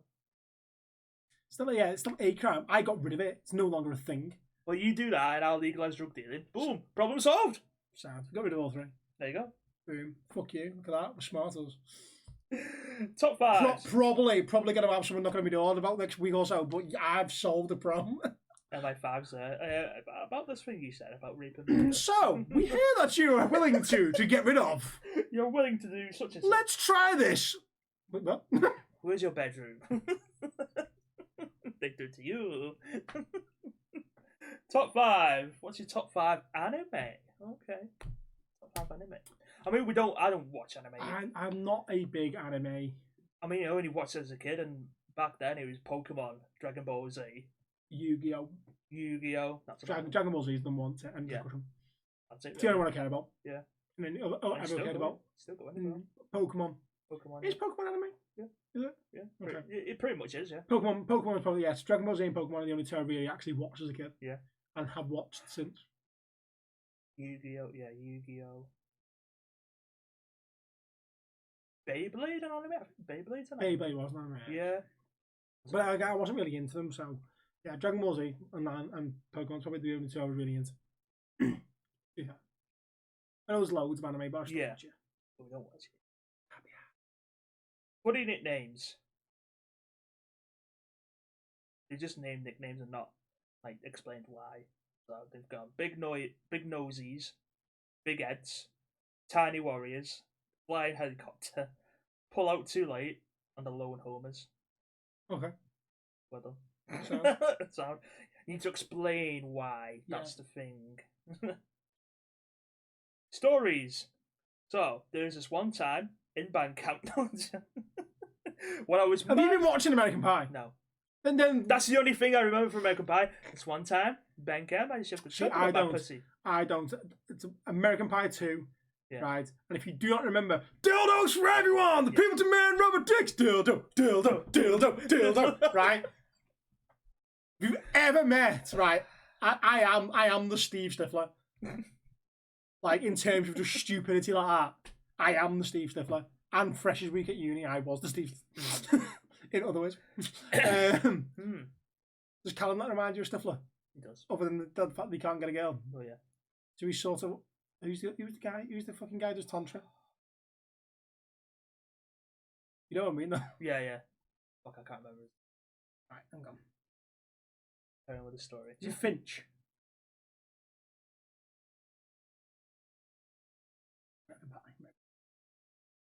American Pie. Fuck yeah! Here they come, see the motherfucking day, yeah! It is, it's Paul Finch! I fucking knew it was. Sick me. He is Paul Finch. In terms of, like, he just doesn't get a girl. And then one day he's going to get someone's mum. Fucking what? Watching you, Callum. Yeah, stay away from my mum. I'll stay away from his own mum. I'd shag his mum.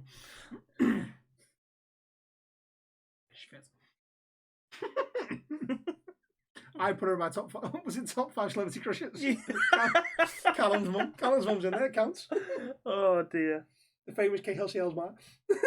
KLCL's ma. Ma. Fucking ma.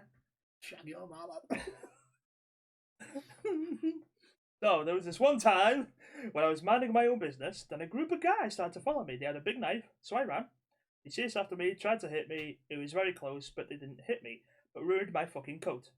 Next day, after I went into my college, people were asking what happened to my coat, and I told them I fell down some stairs. Of course, they didn't buy it, so I told them that I was chased by a pit bull, but they said bit bull, and I left my coat behind, and you know what they believed at the end. Hold on. Is this what I wanted? What? A bullshit? A bullshit? A bullshit. Bullshit. Oh, that's what I need. That's going on the soundboard. Bullshit's going on the soundboard. Bullshit. Bullshit. Bullshit? Is that bullshit? It smells like bullshit. Bullshit. Bullshit. Prove it. Where's the coat? Let's go. Show us go. Show us the coat now. I mean, I don't know how, but show us go. The bullshit. Bullshit. Bullshit. Done in another full form, or apart from that, it's getting a bin, and that's it then. That's it. We're done. Well, there's a few other forms that we haven't used, but they've been there for fucking ever. So, and we were saving them for guests. We've not used them for guests. And be smart. So we need forms. Yeah, give us the full form. Okay. How about the arsehole? Maybe. That's a yes. No, it says maybe. Yeah, you are. Confession. So, me and my friends held a boxing match outside of our school because it got boring at lunchtime. That's it. You won. You need to come up with better confessions, guys. Come on. I know you're a kid, but come on, man. You have yet to live life. Holy shit. Then you have stories. Fucking I could. Boxing was a boxing match every day at our school. Fuck me. I think I started half them. Yeah, you fucking did. I always remember that day after Becca, and I saw you running with a big group of fucking kids following you. And I was just walking to my class, and you were just there, like, fucking running. And I was like, what the fuck are you doing here? Man was on a mission, bro. I remember. How angry! He was angry. He was on a mission. You were in full school uniform as well, like. I was back in school. It was like 2 weeks after. I was off for 2 Was it weeks. 2 weeks after? I was I'm 2 sure weeks. it was the day after. No, I was off for 2 weeks. I was off for 2 weeks. Then I Oh came yeah, back. okay. Must have been that day then. 'Cause I was like, I can't be at home anymore. Yeah. Right. I mean, okay, I probably shouldn't have gone back to school. That's Yeah. fair, but hey ho, life lesson. Get in a bin. There was this guy where he was naked in town. Of course, I looked at his one ink warrior. I can see why he gave up on life. Oh, you get in the bin with this fucking shit form? What the fuck? 1, bullshit, and 2, why were you looking at it? Gay. Gay. I mean, is that wrong? Nothing wrong with that, but gay. Just for the memes. Just for the memes, yeah. Question: have you ever seen a crime happen in front of you? Yeah, loads. And you didn't snitch about it? Yeah, loads. Who hasn't? I'm from fucking Liverpool, mate. Fucking loads. I'm not a grass. No. There you go. Not unless you're a bell end. Like, if I really dislike it, I probably won't even grass. I'll just record it and then blackmail you with it. Yeah. Like, she is fucking crying. You committed. Look, I've got it on video evidence. So, ours about. You give me some money. Yeah, true. Would you rather go jump off a cliff of water there, or would you rather go into a claustrophobic cave? I've jumped over loads of cliffs of water. It's fucking fun. Do that again. Sound. It's a good laugh. Depends how deep the water is, though. Jesus. That's a fair point, actually. Yeah. If it's shallow, you're fucking dead. Yeah. You're breaking your legs. If it's jump inable water, I'm going to assume so. Pool water, yeah. I'd rather not be in a claustrophobic what? Cave. I'd rather not be in a cave. I've seen loads of things recently about cave fucking adventurers, but they're literally squeezing through like Tiny ass holes, and you're like, why? See, like, I'm very much a firm believer. If you're gonna go through one of them places, it can't have water running through it. No. Like, it's got to be like high up. Yeah. Like, if it's like sea level, get the fuck. Yeah. I ain't getting trapped in there with water. I know. I'm a good swimmer, but I'm fucking not trying to find my way through a dark fucking cave with no light underwater. Yeah, exactly. Yeah, fuck that. that. I would rather just jump off the cliff into water. That's fun though. You're all the time in front. It's good. Yeah, good luck. So, top five songs. That's a question. That's the right type of question now. That's a good question. There you go. Now we're talking. Yeah. See, you get in the bin with shit, but you top 5. Top 5. There you go. That is a question. Joe is do you know what? Darude Sandstorm will always be first. Darude Sandstorm. He always be first. It was one of our Becky's funeral songs. Okay. The weirdest thing, you ever get carried a coffin into... wait, what? Wait a minute. Yeah, carrying a coffin into a crematorium with Sandstorm playing. Yeah. That must have been weird, yeah. Yeah. Fucking great song. I want it at my funeral. Top song? I would have Robert Mouth's Children. Great song. Good song. I always love... I have a mixed bag. Living Colour, Cult of Personality. Yeah. And I did like it before Punk used it in WWE years ago. I did listen to it and I was like, okay, good song then. He's not heavy, he's my brother. I do like that. A nice song. That's one of my funeral songs. Yeah. Okay. I've also got the best, because I want to be cremated. So obviously, that when everyone leaves the crematorium, before you actually go off and get burned, play the song, I want Disco Inferno. Because as soon as you said that, it just went to my head. Burn, baby. burn. I was like, oh, Disco Inferno. Because think about it, right? It's a sad time. You've gone through the funeral. You've gone through the crematorium service. You're like, oh my god, like this definitely he's going, blah blah blah blah. Burn, baby, burn comes on, and I was like, fucking bellend. Like, I would turn around to your coffin and go, "You're a fucking nonce, mate. You deserve this." But think about it though, it lifts that tension of everyone. Like, it does. It's like the Irish guy who was like, hello. Yeah. He recorded the That's voice. it, lowering his fucking coffin in. Like, just little things like that. You've got to get people to laugh. Oh, That's just too sad. Tears for Fears, Everybody Wants to Rule the World. That's a good song. I always like that.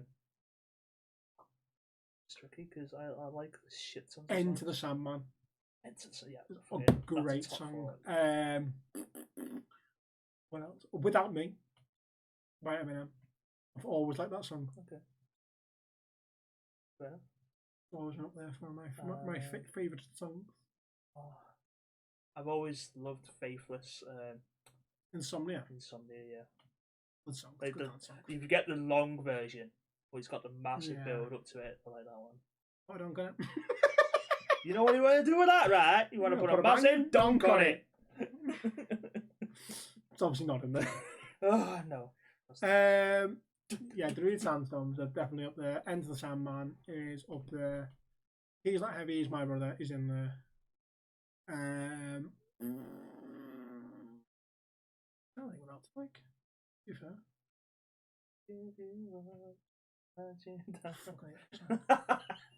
Fucking hate it. Played so much now. Trying to give him ideas. There's loads of good songs. I do like Kingdom. I used to love Our Lady Peace. Okay.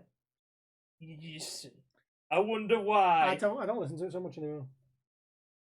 That was funny though when he was on the Stone Cold's podcast, Cody Rhodes, and he says, "What's your favourite band?" Our Lady Peace, and Austin's like, "Who?" The Our Lady Peace, Canadian band. Yeah, they are. And they were the band who made Christmas War Stream. Yeah. And it's like, oh. Fucking. They're not a good band though. Someone used that. There's a guy in AW called Roosh, Mexican wrestler. And when he was in Mexico, he came out to that theme. He was way after his death. Yeah, well, that's the thing, though. Like, and he came out to that theme. It shouldn't be so taboo. And everyone was like, It shouldn't be so taboo. Well, no. What's a good song? I can't even think of fucking songs I automatically add to any playlist. I've got such a wide spectrum of songs, though. It's weird because it's not just one genre. I can just think of, like, random songs from any genre. Bohemian Rhapsody. I've always loved Bohemian Rhapsody. I'm actually at a loss to put a top. I couldn't do a top 5 of songs. The Rude is definitely number 1. That's there. He's Not Heavy, He's My Brother is up there. And Enter the Sandman. I've always liked Enter the Sandman. Sorry, am I keeping you awake? Have you been on nights? Have you been up since fucking yesterday afternoon? No, so stop being a bellend. I'll be tired when I want to be fucking tired, alright? I don't want to hear your boo-hoo story. Sleep for the fucking I don't want to hear your boo-hoo story. It's an issue, not an issue me. Yeah, okay, yeah, fuck off. Get it in the bin. You chose to have kids, you chose to get married, you chose to have... It's nice to even on there, man. I did fuck it, I was working. sorry for what I provide for my fucking family. Like, Jesus Christ. Don't have a family. You're insensitive fucking arsehole. I'd still have to fucking put a roof over my head, wouldn't I? Not around these fucking 30-year-old cunts. You live at home with the mum and dad. Fuck that. You're not offending me. You're offending dickhead. Oh, sorry. Sorry, I'm not a fucking massive fucking paedophile who fucking lives with mum and dad. The no fair, I didn't even think of them until you said it. Completely forgot they still live with the mum and dad. Grow up, lad. You're fucking 6'4". You live at home with your mum. You've got a job good enough to buy a house. Exactly. Buys nice cars. Why not a house? Yeah, exactly. Get rid of your prestige German motor. Of course, you got a prestige German motor. It says a lot, doesn't it? It says a lot. It just says it all. But not only is it a prestige German motor, it's one's close to the floor. Like, I wonder why. Like, well, that's what I mean. You'd understand, like, it was a 4x4. Big person, big car. Like, more room. Is that the fucking guy from The Simpsons who struggled into his car? His fucking knees by his head? Yep. But he's not that flexible. No. Ooh, what's he going to do? Shall we move on? Nothing. Do you know why? Because you know I'm a cunt and I'll be like, charges! I'm a grass now! Oh dear. Funnily enough, what are your nicknames? Big Man Babies. B is a big man baby. There you go. Oh dear. Maybe it isn't. Fucking is. Probably. Stories. Me and my friends, right, we're talking a lot of shit. It sounds like it. We're talking a lot of shit to the school. This was on the opposite side of the fences. We said to them, your grandma wears shin pads to Tesco. That's great. Actually, I'm using that. That's going in my list of COD insults. Your grandma wears shin pads to Tesco. After the school ended, we went out. You still need to learn English, mate. Jesus Christ. Go back to school. If you are still in school, why the fuck are you here? After the school ended, we went out. Were waiting. I just had a brain aneurysm reading that. Oh my word! Sorry, mate. We went out where they were waiting. Yeah. Okay. For us outside, we went there. Clearly, because you got fucking brain damage writing this, didn't you? Oh, it's giving me brain damage. We went there, like, but they spelled it when as in when I was whatever. Okay. Yeah. And it turned into a fight, and it was fun as hell. We beat the shit out of them, and it lasted like 10 minutes. They ran off after, and we never saw them again. LOL. Guaranteed you couldn't fight your way out of a wet paper bag. Couldn't fight your way out of a fucking English test, mate. Jesus Christ. The clearly never went to the test. Fuck No. you now. I mean, I'm dyslexic, right? And I can at least fucking spell a lot of words. After the school ended, we went out. Had they were waiting for us. It's like, You best be fucking 12. Jesus Christ. Because otherwise, what the fuck? I hate kids. Jesus Christ. I'm sorry, that's bullshit anyway, but If you're talking a big game about fighting kids for another school, at least know how to write English, mate. Come on. Fuck me. fight me. Fight us. Just fight me. I guarantee you don't win. Pick me axe, mate. Fucking hell. I don't even need to bring an axe.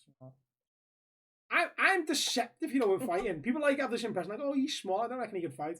Like, I've got a very thick. Small people are always the worst. I've got a very thick skull, and I will fucking use it. But what made me laugh was when I went to uni. Mm-hmm. So I was stick thin, but with massive legs because obviously I did a load of country and running and stuff. And there was a lad from Jersey who played rugby, but he played union, and he was like, did surfing because obviously he lived in a fucking island and blah blah. His dad was fucking loaded because he paid for his tuition and everything. Fucking Jersey, yeah. So he's like, you are stacked. Chinneth was actually his last name was Chin. Okay. So and he was a big lad, like, and he used to fucking dick about, like, oh, can I have you in fight? And he's fucking like play fight with loads of people. And I was like, you stop being a fucking bellend. He's like, what? And I went out and said, I'll just put you in your ass. Carry on. He was like, you. And I went to get me. And he's like, so he came up to me and like fucking pushed me, and as he pushed me, I got in behind him and fucking just choked him out. And I'm on the floor, and I was like, you let go. I'm like, no. He's trying to like pull at me, and I'm just like, fucking hands locked in, proper in. Like, I Tasmissioned him, basically what I did. And he was gone. I was like, "What? That works. That's good." Don't expect that. I mean, I've play fighted and Tasmissioned someone, but never actually fully Tasmissioned anyone. And it was beautiful because literally, his arm's locked up. You've got an arm across your throat, and you're pulling in from here. Yeah. And So you can't breathe because you're arm. like, even if you do that anyway, and just put your hand across your chest and try to breathe in, you can notice a difference anyway. Can you imagine someone's actually physically squeezing your throat whilst doing that round you? You're like, everyone was like, people were trying to pull me off. And they were like, you are deceptively strong. I, I know. Yep. I volleyed him once because he pissed me off. Just full on into the bottom of his leg and sent him like both legs and sink from underneath him in the middle of a bar. I was like, stop being a dickhead. Oh, fucking hell. I'm deceptive. I can't throw a punch for shit. I can fucking kick and choke people. I'd be great at it. Get him behind you. Fucking choke you out. Oh boy. Submission hole, bitch. It's the ankle lock. By God, he's got him. And the crossface. Just fucking grab the arm, put it between your legs, and just pin your hand to the head. You do it properly as well. Like Yeah. people say they got to do that. It's not. You lock your hand around your wrist. Yeah. Like that. And then you pull your knuckles in there. Yeah. The face. That's harder to break as well. Not like that. Yeah. I'll You, do it like, if that. you turn the head like that, see, then you pull. Yeah. Yeah, your wrist's in there. Yeah. Right in the face. I mean, you'd never fucking use it. No. Yep. We got one game in the bin. Disappointing, you. We need forms, people. Forms. Please.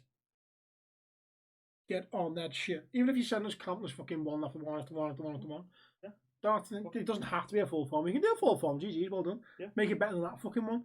But Where it's like that meme, that kid, where when we were when we were that whole form, the only fucking good thing was the top 5 songs. Yeah. Like, just don't give us loads of fucking bullshit around He it. started off shit, then he brought it back with the songs, and then fucking ended shit again with bullshit. Bullshit. Bullshit. Bullshit. we don't tolerate bullshit. No, we don't. I mean, this has been recorded, including break time, 2 hours and 15 minutes. It's mad what we can do when we Not restrained by time. When you're on a night shift and not afternoon shift. Yeah, I know. That's what's more concerning, actually, is Yes. there's so many things I want to rant about and I've been told I can't. And when I get the chance to rant about it, it's gonna be a long episode.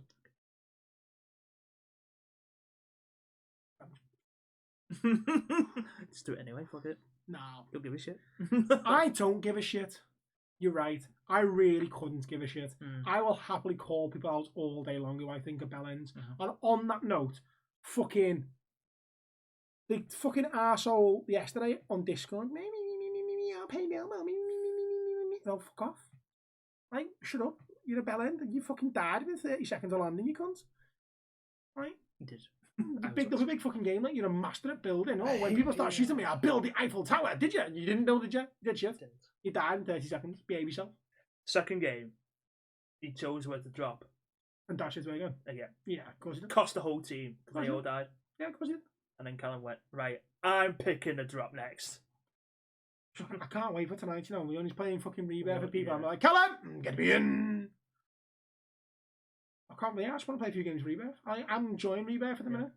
I don't like, obviously, you don't like enjoy the game as much as I do. But again, that's because me and you play it different. Yeah. You'd be better at normal Battle Royale than you are at Resurgence. Yeah. It's just too fast for me. Everything happens all at once. Come on. And I do the same thing in Battle Royale. I'm like, I need to find people to kill. Yeah.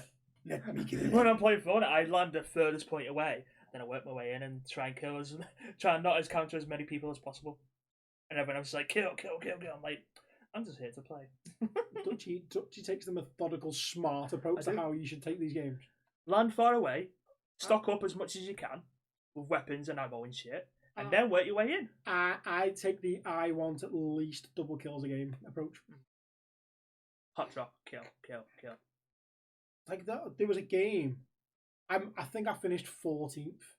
I dropped in solo on trios, finished 14th, and had 9 kills. I'm like, the first circle hadn't even started to close. Fucking hell. Like, I dropped Winery and just fucking 3 teams on there, so I just kept popping them off. And then obviously you die in solo. Yeah. It used to be, you get your one resurgence, or when it used to be you died and you were gone because you had no teammates left. And now they've gone, well, actually, if you're going to drop in solo, we'll give you the solo resurgence. So you get your however many seconds it is, and it increases each time you die. But obviously, you open boxes and stuff, you get thing time back, yeah. I think I dropped to 16 solo duos the other day and came second, and I was fucking fuming because I got trapped in a place where I didn't want to be. Yeah. And I was like, fuck.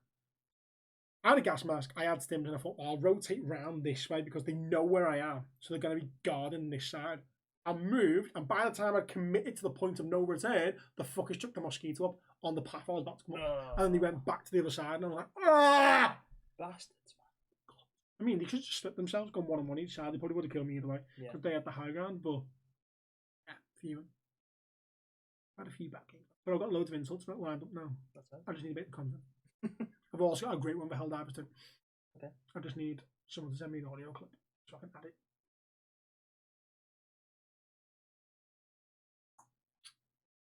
Right.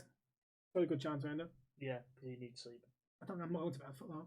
Okay. If you go to sleep on my day off after night is not a fucking day off. That's another thing that can you're not back in work tonight? No. Okay. That's the most annoying thing as well. Oh, it's so like, you're trying to say sleep. You get 3 days off. Well, you don't though, because one of them's after fucking night. So 9 times out of 10, people go to sleep, and I'm like, I can't. No, I'm not losing my day, so fuck it. I'm just gonna stay up. Fair enough. I'm a fucking tank freak. I'm mad. Stupid at the same time. Stupidly hard. Stupidly hard. I'm erect. I mean, wait, what? Whoa, yo. No, but you know my point. I'd say I don't want to waste my day. So, like, if I'd gone to bed, we wouldn't be filming now. No. I'd be like, but now it's like 12:30. It's fucking 1 o'clock. 1. Oh shit. 5 to 1. Thought she's been here since 10 o'clock. I mean, I wasn't going to be doing anything else. No, true, yeah. So, like, normally I'd be like, I've got an hour to get you home, get back, sort myself out, and then be like, I've got school run to do now. But oh well, such is life. Follow our shit. Yeah. Follow us on Twitch. Follow us on everything else. Twitter, yes, please. Instagram. More forms, please. A lot. More forms. Give us a thumbs up if you watch on YouTube. Give us a comment as well. Yeah. Becca, well done, because you've been commenting on everything lately. GG's. She's gone back and watched the full range of episodes. How many of you have done that? Brownie points. Big up the lesbian. Whoop whoop. Oh, she offered me a chicken wrap the other day. Last night, night before. I was holding up her oral, and they worked not far off oral. And I jokingly sent Sarah a message saying he's back in work, and she's literally just walked through the door.